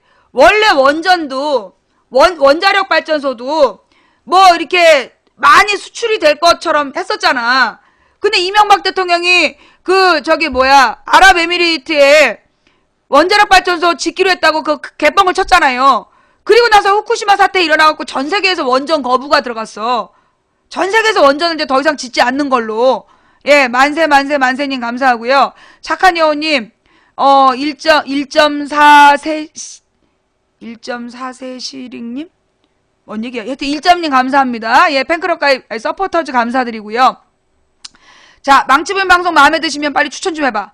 노유무님 감사합니다. 자, 지금요, 우리 아프리카에서 지난 금요일날 업그레이드를 한 다음에 알림이가 안 돼가지고 우리 시청자분들이 많이 못 오고 계세요. 예. 자, 지금 주변에 있는 분들한테 널리, 예, 문자로 좀 알려주시고요. 야, 지금 망치부인 방송 하고 있는 거 아냐? 예, 좀 알려주시고, 그 다음에 망치부인 방송에 오픈소스, 예, 그 라이브, 그걸 뭐라래. 오픈TV 주소를 여러분 게시판이나, 다른 게시판이나, 블로그나 이런 데 올려서 더 많은 사람들이 볼 수 있도록 좀 알려주시기 바래요. 노유무님, 통하느님, 서하느님, 치자꽃 향기님 감사합니다. 서재용님 감사하고요. 선동가? 아유, 그냥 공감이 된다고 인정을 해. 나한테 흔들리고 있는 거지. 이 선동이란 말은 기본적으로요. 예. 선전선동이라는 말이 있어.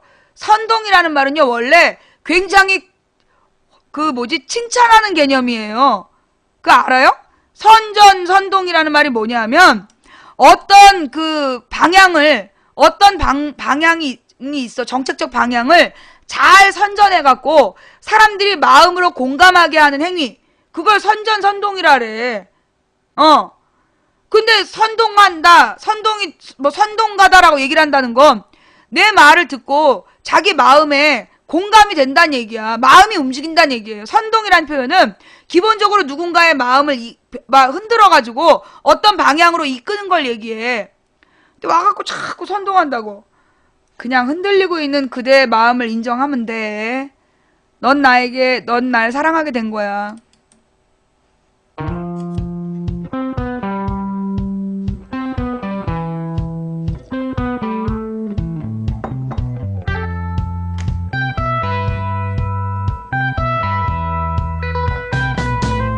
처음 널 봤을 때 왠지 다른 느낌 너와 함께 말하고 싶었을 때마다 이 맘을 알아가 이제 널 볼 때마다 망치부인 방송 6시까지 합니다.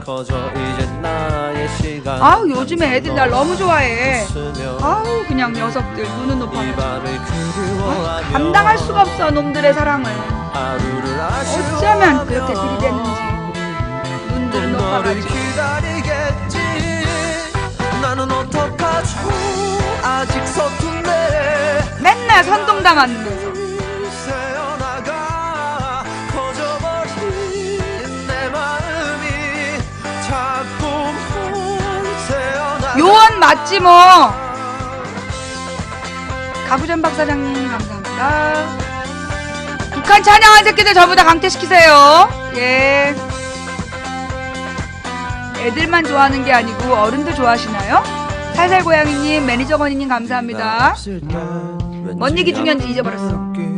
이 마음을 전하고 싶어 눈을 감으면 또 네가 떠올라 두리두리콩님 감사합니다. 40대도 좋아해. 41살, 42살. 항상 너와 웃으며 이 밤을 그리워하며 바람산책님 팬클럽까지 감사합니다. 네, 두리두리콩님 감사합니다. 나는 어떡하죠 아직 서툰데 이 마음이 밥먹 파탈라 하기도 좀 그런. 초코송송이님 감사합니다. 누가 말이야 이렇게 얘기를 하더라고. 이 방송이 참 애매해. 여자는 여잔데 여캠이라고 부르기 참 그래.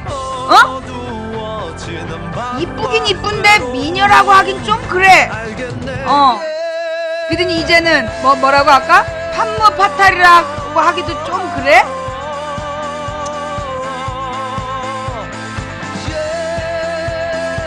순님 감사합니다.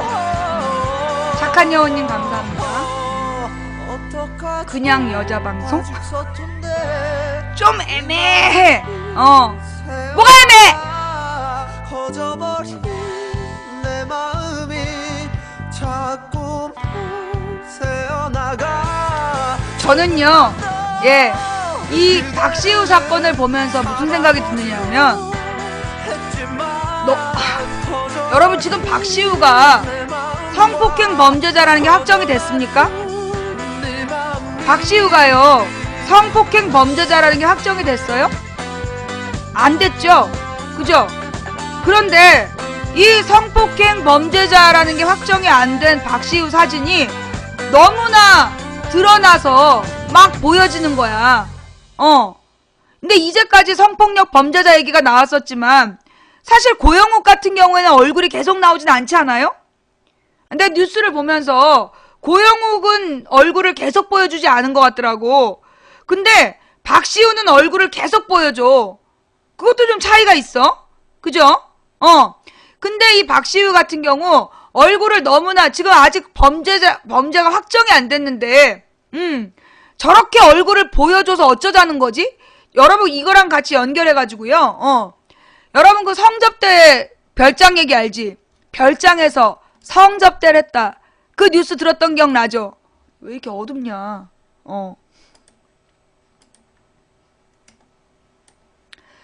별장에서 성접대를 받았다 그러면서 막 리스트가 뿌려졌어요.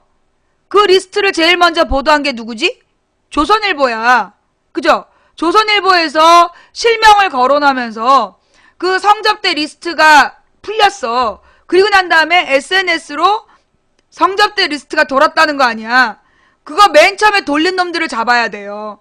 맨 처음에 돌린 놈들을 잡아야 돼. 왠지 이 사건이 수상해. 이 성접대 이 사건이 뭔가 수상한 사건이야. 근데 가만히 보니까 말이에요.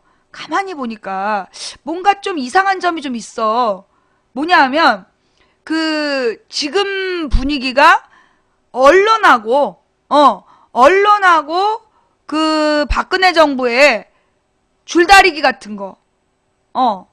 자, 우리 한번 잘 생각해봐요. 오늘 그런 얘기 있었잖아요. 김종훈 이야기. 김종훈 미래창조과학부 장관 후보가 우리나라에서 청문회 앞두고 도망갔잖아. 그죠? 청문회를 앞두고 김종훈 청문회 안 했죠? 그죠? 김종훈이가 청문회를 안 했어. 안 한 상태에서 미국으로 도망을 갔거든?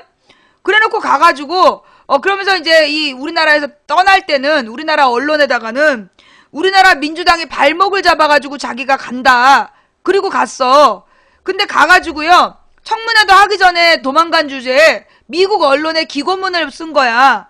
기고문을 써가지고 뭐라 그랬냐면 마녀 사냥 때문에 자기가 그만뒀다라고. 우리 한국에 와가지고서는 한국에서는 무슨 뭐 민주당 야당 때문에 간다. 근데 알고 보니까 그 부인이 하지 말라고 그런다 울면서 갔다는 거 아니야. 부인이 울고 있다 이러면서. 그래놓고 미국에 가서 기고문에다가는 한국식 마녀 사냥 때문에 자기는 피해를 봤다 이렇게 기고를 올린 거 아니야. 그래갖고 우리 교민사회에서 막 쌍욕을 하고 있다는 거 아니에요. 입 다물라고. 결국 자기 개인 비리가 터져 나왔고 그 개인 비리에 대해서 우리가 그 청문회를 잡고 있는 상황에서 지가 도망을 갔단 말이야. 그래놓고 미국 갖고 딴소리를 하는 거야. 그죠? 이 보도 내용 맞지? 그지? 그런데 그런 사람을 데려다가 장관을 시키려고 했던 게 박근혜야. 그런 사람을 데려다가 애국심이 있고 뭐 능력이 출중하다고 장관으로 시키겠다고 데려왔던 게 그게 박근혜라고. 내가 오늘 들은 가장 코믹한 채팅. 야, 인사 문제가 박근혜 책임이냐? 내가 오늘 본 채팅 중에 제일 웃겼어. 지금 청와대 인사 참사가, 박근혜 정부의 인사 참사가 그게 박근혜 때문이냐고 누가 따진 거야, 나한테 아침에 채팅에. 나 혼자 낄낄거리면서 얼마나 웃었는지. 어머나? 그럼 누구 책임인데? 아니, 박근혜가 지명을 했던 애들이 중간에 다 그만두고 도망가는 건데 그게 누구 책임이냐고. 인사 참사가 박근혜 책임이냐. 내가 이 무식한 새끼 때문에 걔네들을 지명한 게 박근혜잖아. 그랬더니만 기회만 있으면 박근혜를 깐다고. 이건 까일만한 일이야. 대통령이 뭐 하는 일이냐면, 나 진짜 웃긴 게, 한반도에 전쟁 나면 그게 박근혜 책임이냐는 얘기하고, 인사 참사가 왜 박근혜 책임이냐는 얘기하고, 그 두 가지를 보면서 대한민국 참 멀었구나. 정말 멀었구나. 왜? 우리나라 헌법의 대통령의 지위와 권한에 보면 대통령은 한반도의 평화를 수호하고라고 나와 있어요. 즉 대통령은 어떤 수단과 방법을 가리지 않고 모든 정치력을 동원해서 한반도를 외적의 침입으로부터 방어하고 우리 한국을 외적의 침입으로부터 방어하고 평화를 유지하는 정치력을 발휘하는 게 대통령의 역할이야. 근데 전쟁 위험이 지금 나고 있는 게 박근혜 때문이냐고 주장을 해. 그게 언제적 발상이냐 하면 이게 그러니까는 그 전두환 때까지 이승만, 박정희, 전두환이 북한의 공포를 팔아서 북한이 침입할지도 모른다라는 공포를 팔아서 독재를 유지했던 사람들이야. 그러니까 이승만, 박정희, 전두환이. 그래갖고 87년도에 헌법을 바꾸면서 그렇게 대통령이 이 북한을 이용해서 간첩단을 막 조작한 거 아니야. 박정희, 전두환 때 간첩으로 잡혀가서 고문당하고 실형 선고받고 살았던 사람들이 지금 다 무죄 받았어. 그거 알죠? 진실의 힘이란 재단 내가 한번 가야 되는데 진실의 힘이라는 재단 한번 찾아봐. 그게 뭐냐면 박정희, 전두환 때 자기네 정권이 위기를 겪거나 욕먹을 일이 생기면 간첩단 사건을 하나씩 터뜨렸어. 그래가지고 막 그 무슨 군산 계야도 간첩단 사건 막 이런 식으로 터뜨렸는데 나중에 그게 다 무죄 판결이 나왔다고. 그 결국은 뭐냐면 북한에 대한 공포를 팔아서 북한에 대한 공포를 팔아가지고 북한에 대한 공포를 팔아가지고 누구를 국민들을 자기네 독재에 항거하지 못하도록 묶어놨던 전술이야. 그때는 그 전쟁 문제가 막 북한의 침략 위협이 나오면 그거는 북한 탓이라 그랬어. 그러나 이게 그러니까 이 정권이 말이야, 권력이 박정희, 이승만, 그 전두환이 북한이란 존재를 계속 공포감을 있게 터트린 다음에 그걸 가지고 국민들을 압제를 해서 민주헌법이 딱 만들어지면서 더 이상 그런 북한의 위협을 정치에 이용하지 못하도록 막아놓은 거야, 원칙적으로. 그래서 대통령이 해야 될 가장 중요한 일이 한반도 평화를 수호하는 일이야. 외적의 침입으로부터 나라를 지키는 일, 그게 대통령이 해야 될 가장 중요한 일이야. 그 다음으로 해야 될 일이 뭐냐 하면 대통령은 자신이 어떤 공약을 내세웠잖아. 공약과 방향을 정해놨으면 그 공약과 방향을 실현할 장관들을 제자리에 앉혀서 자신의 공약, 국민에게 선택받은 공약을 집행하도록 하는 게 대통령의 역할이야. 그런데 보건복지부 장관이 나와서 뭐라 했어? 자, 여러분, 박근혜를 찍은 사람들이 대부분 뭐라 그랬죠? 복지정책 때문에 찍은 거 아니야.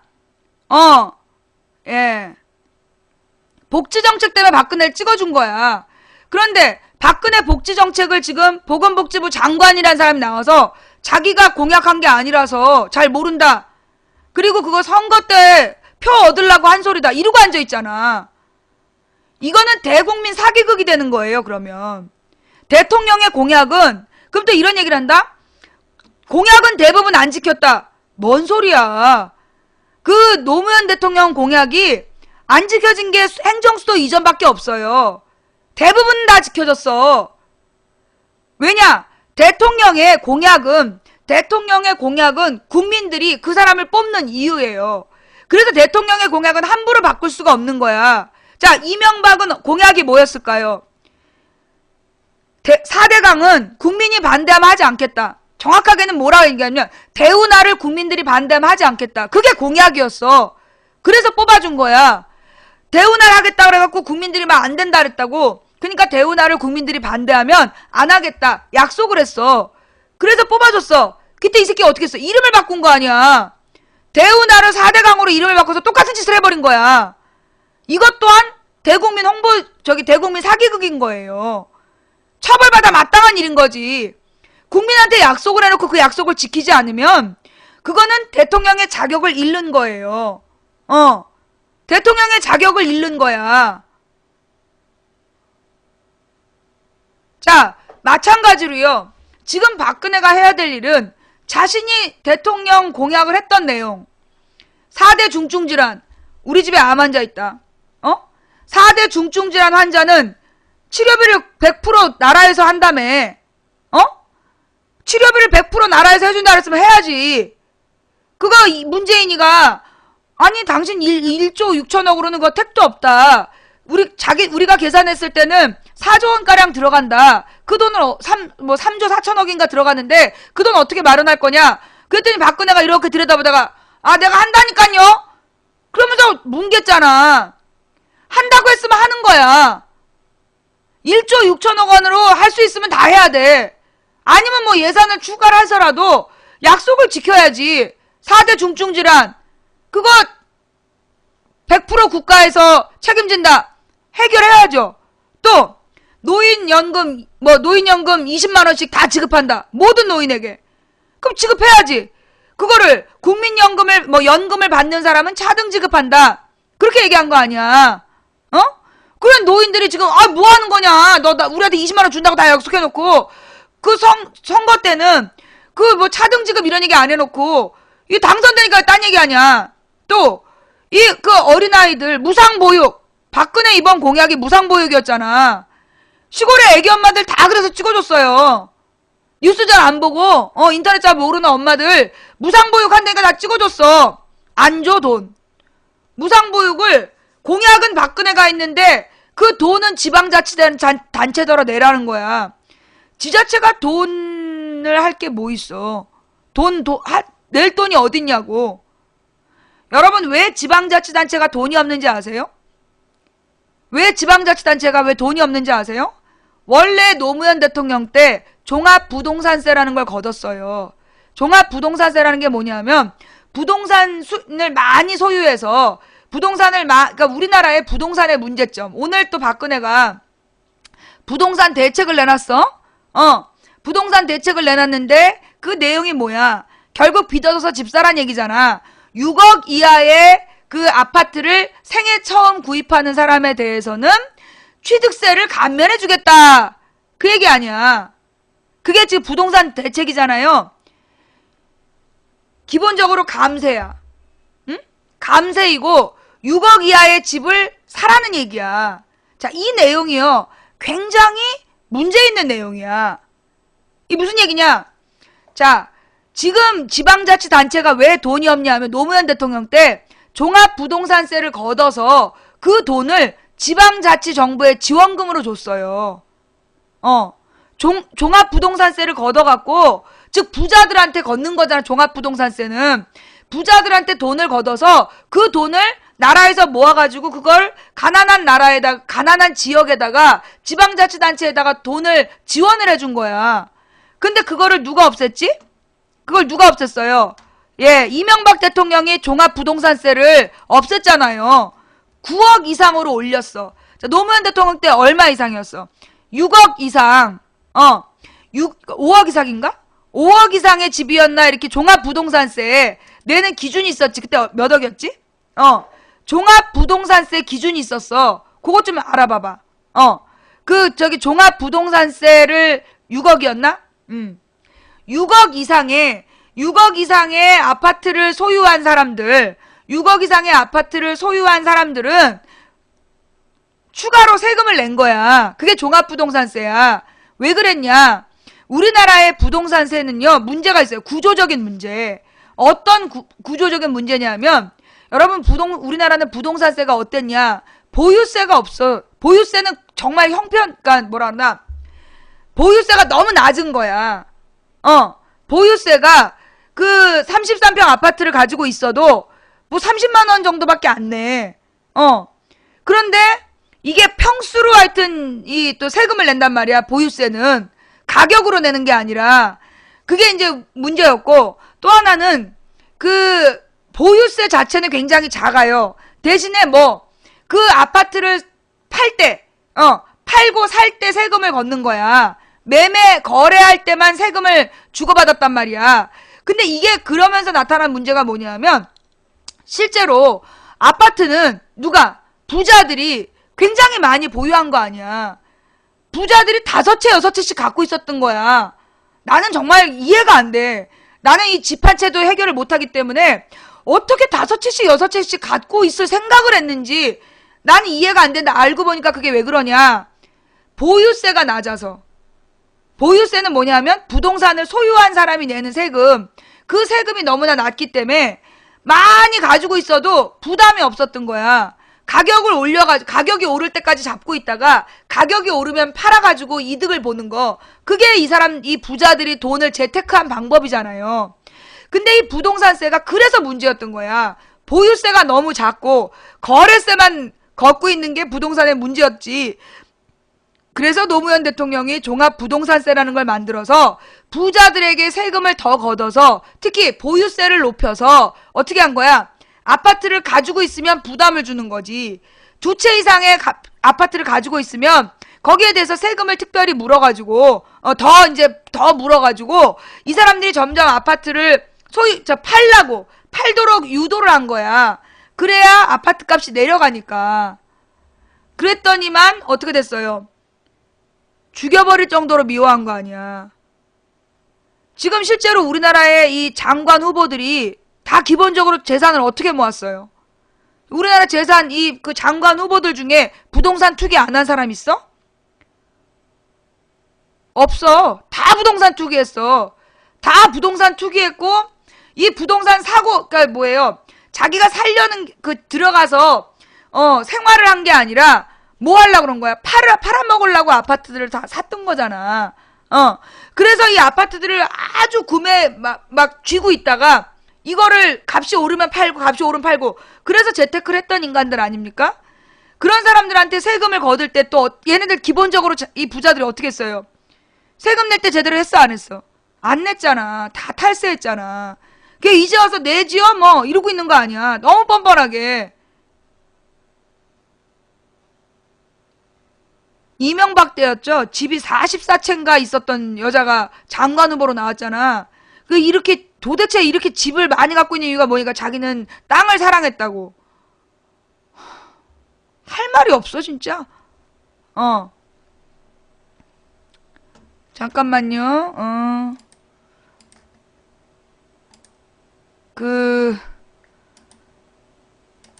튀었구나. 네. 땅을 사랑했다고 그렇게 또 얘기를 했다니까. 즉 우리나라에 사실 필요한 게 뭐냐면요. 부자들이 부동산을 많이 가지고 있는 거에 대해서 세금을 걷어야 돼. 특히 어떤 세금을 걷어야 되냐면 그 농사 짓지 않는 사람이 가지고 있는 농지. 거기에 대해서 세금을 무섭게 매겨야 돼요. 중요한 얘기입니다. 지금 우리나라에 이제 부자들이 말이야. 아파트 가지고 장사를 했어. 아파트 가지고 막 장사를 해가지고요. 아파트를 올린 거야.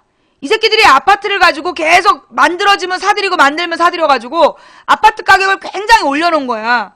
근데 이게 너무나 거품이 많이 들어가니까 지금 거품을 빼야 되는데 이 아파트 거품을 빼는 건 곧 뭐야? 자기네들 재산이 주는 거야. 그러니까 아파트 정책이라고 나오는 것들이 거품 빼는 정책이 아닌 거야.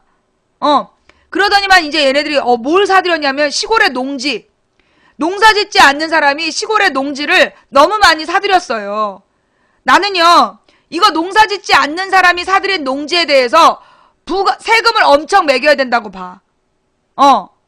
농사 짓지 않는 사람이, 논을 사거나 밭을 샀어. 그러면 여기에 대해서 세금을 많이 매겨야 돼요. 안 그러면 지금 얘네들이 뭐 하는 줄 알아요? 농토를 가지고, 농지를 가지고 지금 또 부동산 투기를 하려고 그래.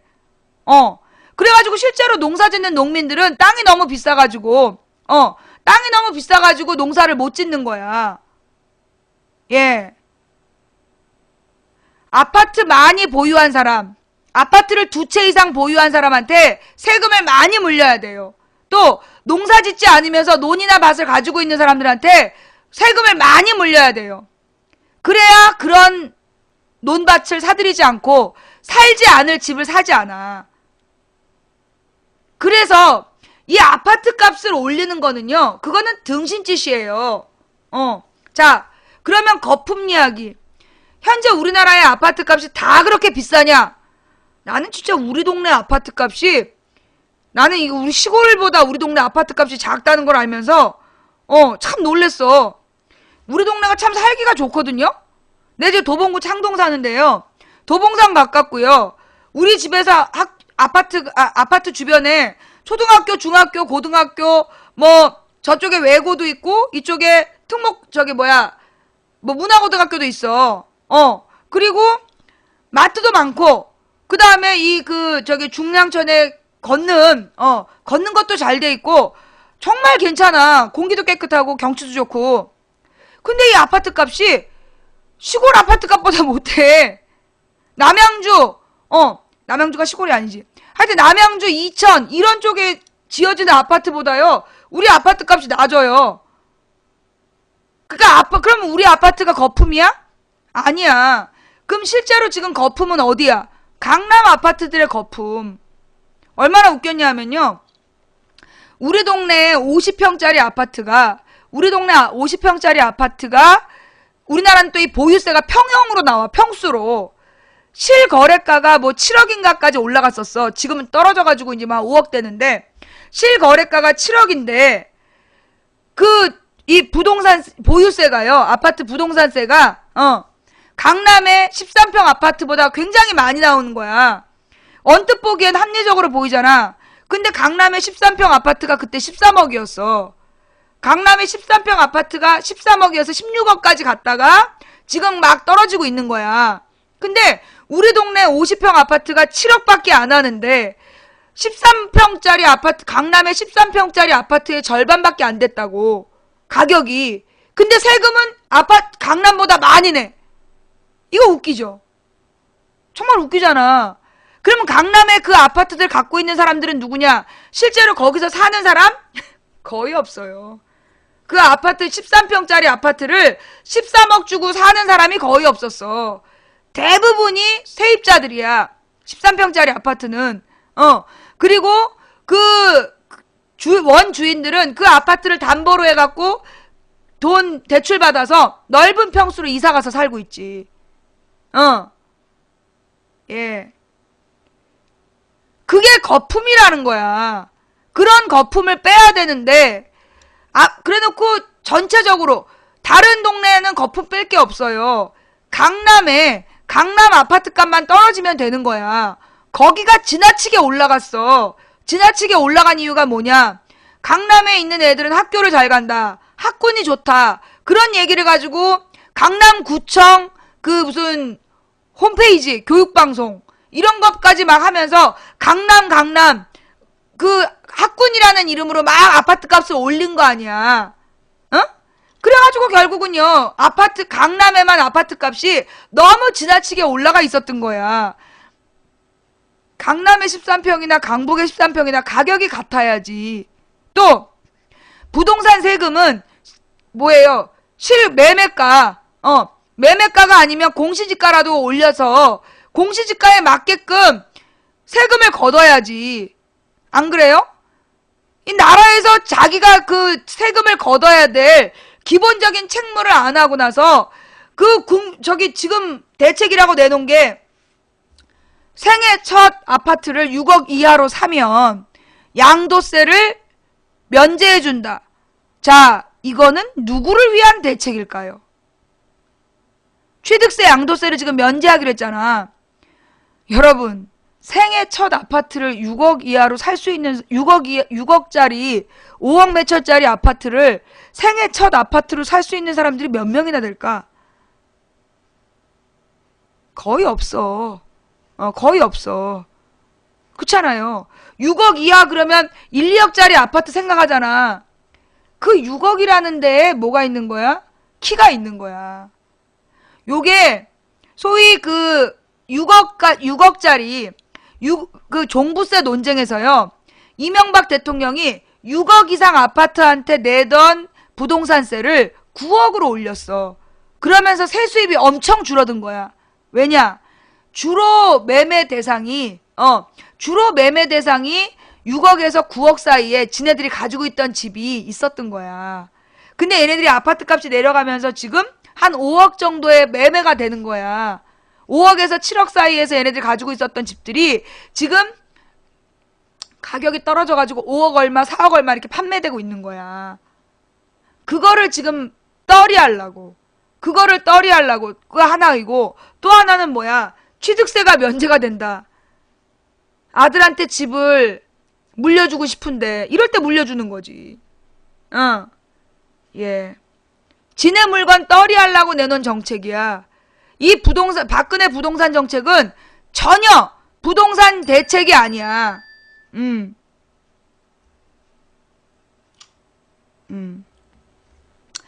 박근혜의 부동산 정책은 절대 뭐가 아니다. 부동산 대책이 아니야. 이거는 지금 아파트 많이 가지고 있는 그 부자들, 자기네 물건 떨이하려는 마지막 술수이지, 이거는 절대 부동산 대책이 아니라고. 여러분 있잖아요. 이미 우리나라의 아파트의 문제점은 뭐냐. 지금 아파트를 사고 싶은 세대수가 있잖아. 필요한 수. 아파트에 필요한 수보다 지어진 숫자가 더 많아요. 아파트가 지어져 놓은 숫자가 아파트를 필요로 하는 숫자보다 더 많아. 그래가지고 일본 같은 경우 며칠 전에 다큐멘터리가 나왔어. 일본의 다큐멘터리가 나왔는데 다큐멘터리 내용이 뭐냐 하면 일본의 빈집들 기억나요? 그 보신 분? 어느 프로인지 모르겠어. 내가 막 채널을 돌리다가 나온 거라서 어디서 나온 건지 모르겠는데 일본에서 이제 사람들이 그 가난한 뭐라 그러나 하여튼 무슨 직장 다니는 사람들이 부업으로 아파트 임대료를 받으려고 대출을 받아가지고 아파트를 산 거야. 근데 그 아파트의 대출금이 막 다 떨어져가지고 자기가 대출 받아서 내야 되는 이자보다도 그러니까 그 임대료가 낮아지는 거야. 그래서 이러지도 저러지도 못하는 일본 사람들 얘기가 나왔어요. 예. KBS 스페셜이야? 몰라, 내가 못 봤는지. 아파트의 역습? 그런 거였구나. 중간에만 봐가지고. 그래서 지금 이 아파트들이 말이에요. 지금 이 아파트들이 가격이 막 폭락한다고 막 그러는데 솔직히 얘기해가지고 우리 대부분 가령 자기네가 평당 1,000만 원 정도 되는 평당 1,000만 원에서 뭐 2,000만 원 밑으로는요 문제 없어요. 평당 2,000만 원 정도의 아파트에 살고 있는 사람들은, 그리고 그런 집 한 채씩 갖고 있는 사람들은 큰 문제가 없어. 그럼 누가 문제냐? 평당 1억씩 했던 사람들. 평당 1억씩 호가하면서 그 거품으로 대출을 받아서 16억까지 아파트 값을 올린 다음에 그 다음에 그 대출금을 거기서 12억씩 받은 거야. 그래서 그 10억을 받아서 2억짜리 아파트 5개를 사는 거야. 그럼 저 2억에다가 대출금을 2억씩 얹어가지고, 대출금 2억씩 얹어서 4억짜리 아파트를 사들였던 거야. 5채를. 그러면 13억짜리 아파트 하나에다가 그 중에 하나는 이제 뭐 한 3억 정도 주고 뭐 3억 대출 받아서 그 대출 받은 걸로 해서 한 6억짜리 넓은 집에 살면서 13억짜리 아파트 하나로 대출을 받아서 새끼를 친 거지. 그렇게 쳤던 사람들이 지금 문제가 되는 거야. 왜? 이 아파트 값이 거품이 빠지면서 은행에 대출 압박이 들어오는데 대출금 갚으란 압박이 대출금을 못 갚는 거거든. 지금 우리나라의 부동산 솔직히 위기다 그러는 거는요. 누구의 위기냐? 다주택 소유자. 다주택 소유자의 위기야. 우리 같은 일반적인 한 사람은요. 아니 솔직히 얘기해갖고 뭐 아우 저기 사는 것보다 전세가 유리하다. 전세 안 유리해요. 내가 전세를 살아봤는데 2년에 한 번씩 계약을 새로 할 때 2천만 원씩 따박따박 올리는 거야. 아니 2년에 2천만 원을 갚으려면 올리려면 내가 1,000만 원씩 아니 1년에 그러니까 한 달에 1,000만 원 그러니까 100만 원 가량을 저축을 해야 되잖아. 한 달에 100만 원 가량을 저축을 해야 2천만 원 정도가 마련이 된단 말이야. 근데 한 달에 100만 원씩 저축할 수 있는 사람이 뭐 얼마나 되겠어. 그것도 내가 옛날에 4천만 원짜리 집이 2천이 올라가고 6천만 원이 되는 거야. 그러면 4천만 원짜리 4천만 원짜리 전세가 6천이 된다는 얘기는요. 50%가 올라간 거예요. 50%가 올라간 거야. 이거 굉장히 심각한 문제지. 그 50%의 가격을 대느라고 계속 그 돈을 이제 대잖아. 근데 전세보다 아파트를 사는 것보다 전세가 유리하다는 건 그 전세 누구한테 그 이제 집주인한테 그 돈을 되찾을 수 있기 때문에 전세를 하려고 그러잖아. 그런데 전세 주인이 부도가 나면 전세 주인이 부도가 나고 무슨 경매로 넘어가 버리면 우리 집이 경매로 넘어가 버리면 곤란한 일이 벌어져요. 그게 세입의 문제인 거야.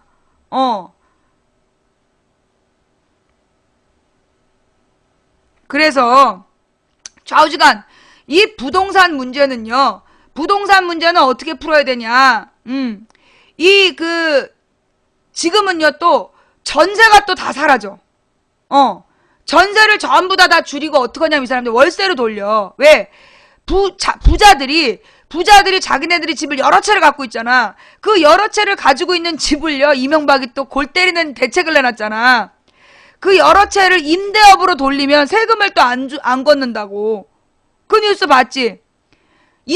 임대사업자로 신고를 하면 집을 여러 채 가지고 있어도요. 그걸 월세로 전환을 하면 세금을 안 걷는 걸로 세금 혜택을 주는 걸로 바꿨어요. 그래서 문제는 뭐냐 하면 그 일반 시민들이 전셋집에서 쫓겨나가지고 월세를 내려면 월세가 너무 부담스럽잖아. 그건 다 사라지는 돈이니까. 그 전세를 구하려는데 전세가 점점 줄어든 거야. 그래서 전세가 폭등이 온 거야. 이 새끼들이 계속 그렇게 자기네들의 이익을 지키는 방향으로 부동산 대책을 내놓으니까 안 되는 거예요. 그러면서 세수입이 줄어들면 그 세수입이 줄어든 부분은 누가 뭘 줄이냐? 가난한 자들에 대한 복지 혜택을 또 줄여. 부자들에게 부동산 매매할 수 있는 어떤 혜택을 주기 위해서 세금 수입을 줄인단 말이야. 그래놓고 그 세금 수입이 줄어들면 그 돈이 모자라다 그러면서 그 모자란 돈만큼을 어떻게? 복지 지출 비용을 줄이는 거야. 악순환인 거죠, 악순환. 차라리 부자들한테 세금을 걷어서 그 돈으로 국가에서 집들을 인수를 해가지고 그 집을 국가에서 임대업을 하면 되겠구만. 안 그래요?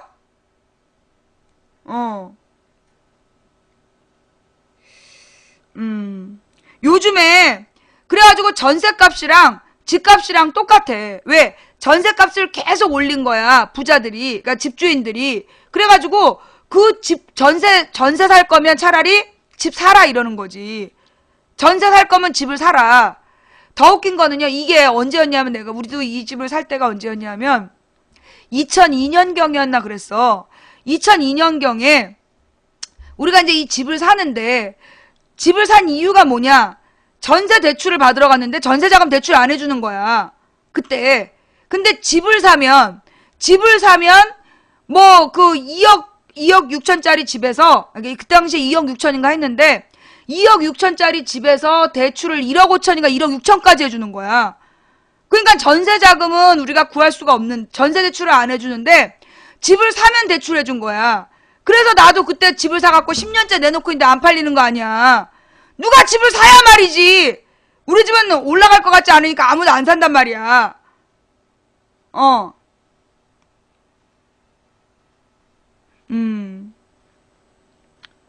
예. 우리가 대부분 그렇게 해서 집을 샀는데요. 어차피 우리가 지금 뭐 집을 팔고 옮긴다. 집이 팔리지도 않아. 그러니까 이제 우리는 막 속이 타지만 사실 우리보다 더 타는 게 부자들이야. 걔네들은 몇 채를 굴리기 때문에 그 몇 채가 더 힘든 거거든. 그러니까 대출을 우리가 무리해서 받은 게 문제인 거죠. 네.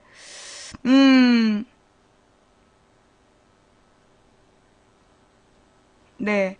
하여간 지금요. 그러니까 결국 자, 지난 한 달 동안에 우리 박근혜 대통령이 한 일, 지난 3월 내내 주말마다 전쟁 위협.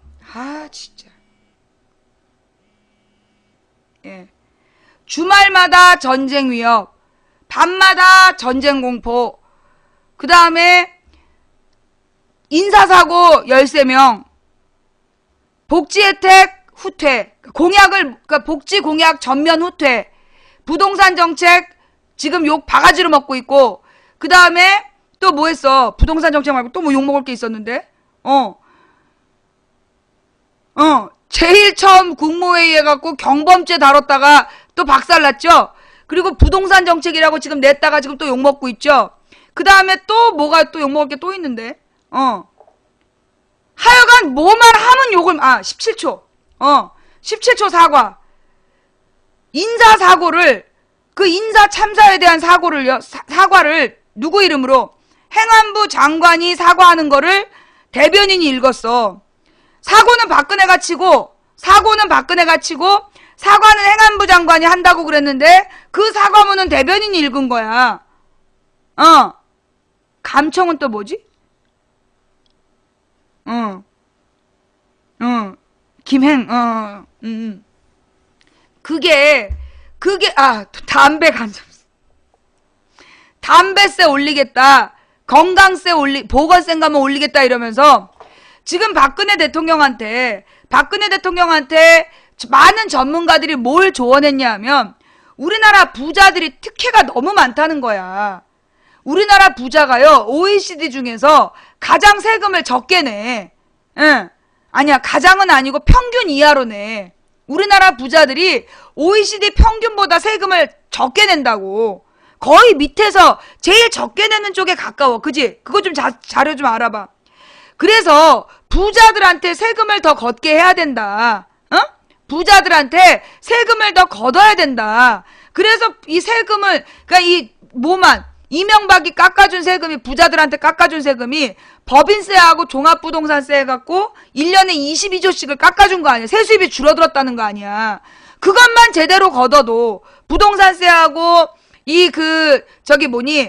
부동산세랑 법인세만 제대로 걷어도 그걸로 복지 비용 충분하다. 근데 박근혜가 뭘 걷는 거야? 담배세. 지금 담배세만 걷겠다 그런 거 아니야. 그러더니 이번에 술, 담배, 의료보험 재정이 악화돼가지고 그 술, 담배에다 세금을 더 붙이겠다는 거야. 자, 그러면 이 의료보험은 왜 재정이 빈곤할까요? 의료보험 재정의 문제점은 뭐 때문이라 그랬어? 일반 월급쟁이들한테는 의료보험이 한 5%? 그죠? 월급의 5% 정도가 의료보험으로 나와. 그러면서 월급쟁이들은요, 더 웃기는 게 이 부분이야. 월급쟁이들이 재산이 늘어나잖아요? 그러면 보험료가 같이 올라. 그러니까 월급을 받는 사람이 재산이, 가령 이제 중고차를 한 대 사요. 그러면 보험료가 4만원 정도가 올라가. 그런데 우리나라에 200억 이상의 부동산, 100억 이상인가 200억 이상인가 부동산을 가지고 보험료를 2만원 밑으로 내는 사람이 10명이나 된다는 거야. 그 사람들은 어떻게 했냐? 자기네들의 부동산이 아니라 자기가 자기네 건물 경비원인 것처럼 신고를 하는 거야, 등록을. 그 자기 월급은 60만 원이다. 그렇게 해놓고 저기 보험료를 2만 원 정도 내는 거야. 15,000원에서 2만 원. 이명박도 그런 사람이잖아. 이명박도 재산이 300억이었는데 의료보험료 15,000원씩 낸 거 아니야. 그게 변칙적으로 그렇게 한 거거든요. 자, 정말 이상하지 않아요? 왜 그렇게 보유를 많이 한 사람들에 대해서는 그렇게 의료보험을 적게 걷고 왜 월급쟁이들한테만 월급과 재산을 병행하냐고. 아니 부동산이 많은 사람들한테는 그럼 부동산이랑 똑같이 겸용을 해야 될 거 아니야. 걔네들 수백억 부동산으로 임대소득도 많이 받는데 임대소득이 얼마나 있든지 지가 경비원으로 등록해 놓으면요 15,000원 2만 원을 내는 게 합법이야. 문제 있는 거 아니에요? 그러니까 의료보험 재정이 파탄이 나는 거야. 그런데 그 의료보험 재정이 파탄 나는 거를 뭐 의료 쇼핑하는 사람들 때문이다. 그렇게 얘기하잖아. 그 노인들이 여기저기 돌아다니면서 병원을 쇼핑하면서 막 그 중복해서 치료를 받기 때문에 그래서 의료보험 재정이 빵꾸가 났다. 아니에요, 이거. 의료보험 재정이 빵꾸 나는 이유는요. 우리나라 부자들이 자기네들 재산을 근거로 해서 보험료를 내고 있지 않기 때문이에요. 한 달에 그 임대 수입이 몇십억이 되는 사람들이 임대 수입이 20억쯤 되면 적어도 보험료 한 5천만 원 내도 되잖아? 자기 수입이 20억이면 사람이면 그 의료보험료 5천만 원 내도 되잖아, 솔직히. 임대 수입이 20억인데. 그런 사람들 그 보험료 2만 원, 만 원 이렇게 된다는 거 아니야. 아니, 우리 누가 월급쟁이들이 5%를 낸단 말이야. 월 수입의 5%를 의료보험으로 내고 있잖아. 그러면 임대소득자도 소득의 5%를 내야지. 제가 지금 잘못 생각한 건가요? 빌딩 소유자도 그 소득의 55%는 그 빌딩 임대료의 5%를 의료보험공단에 내야 되는 거 아니야?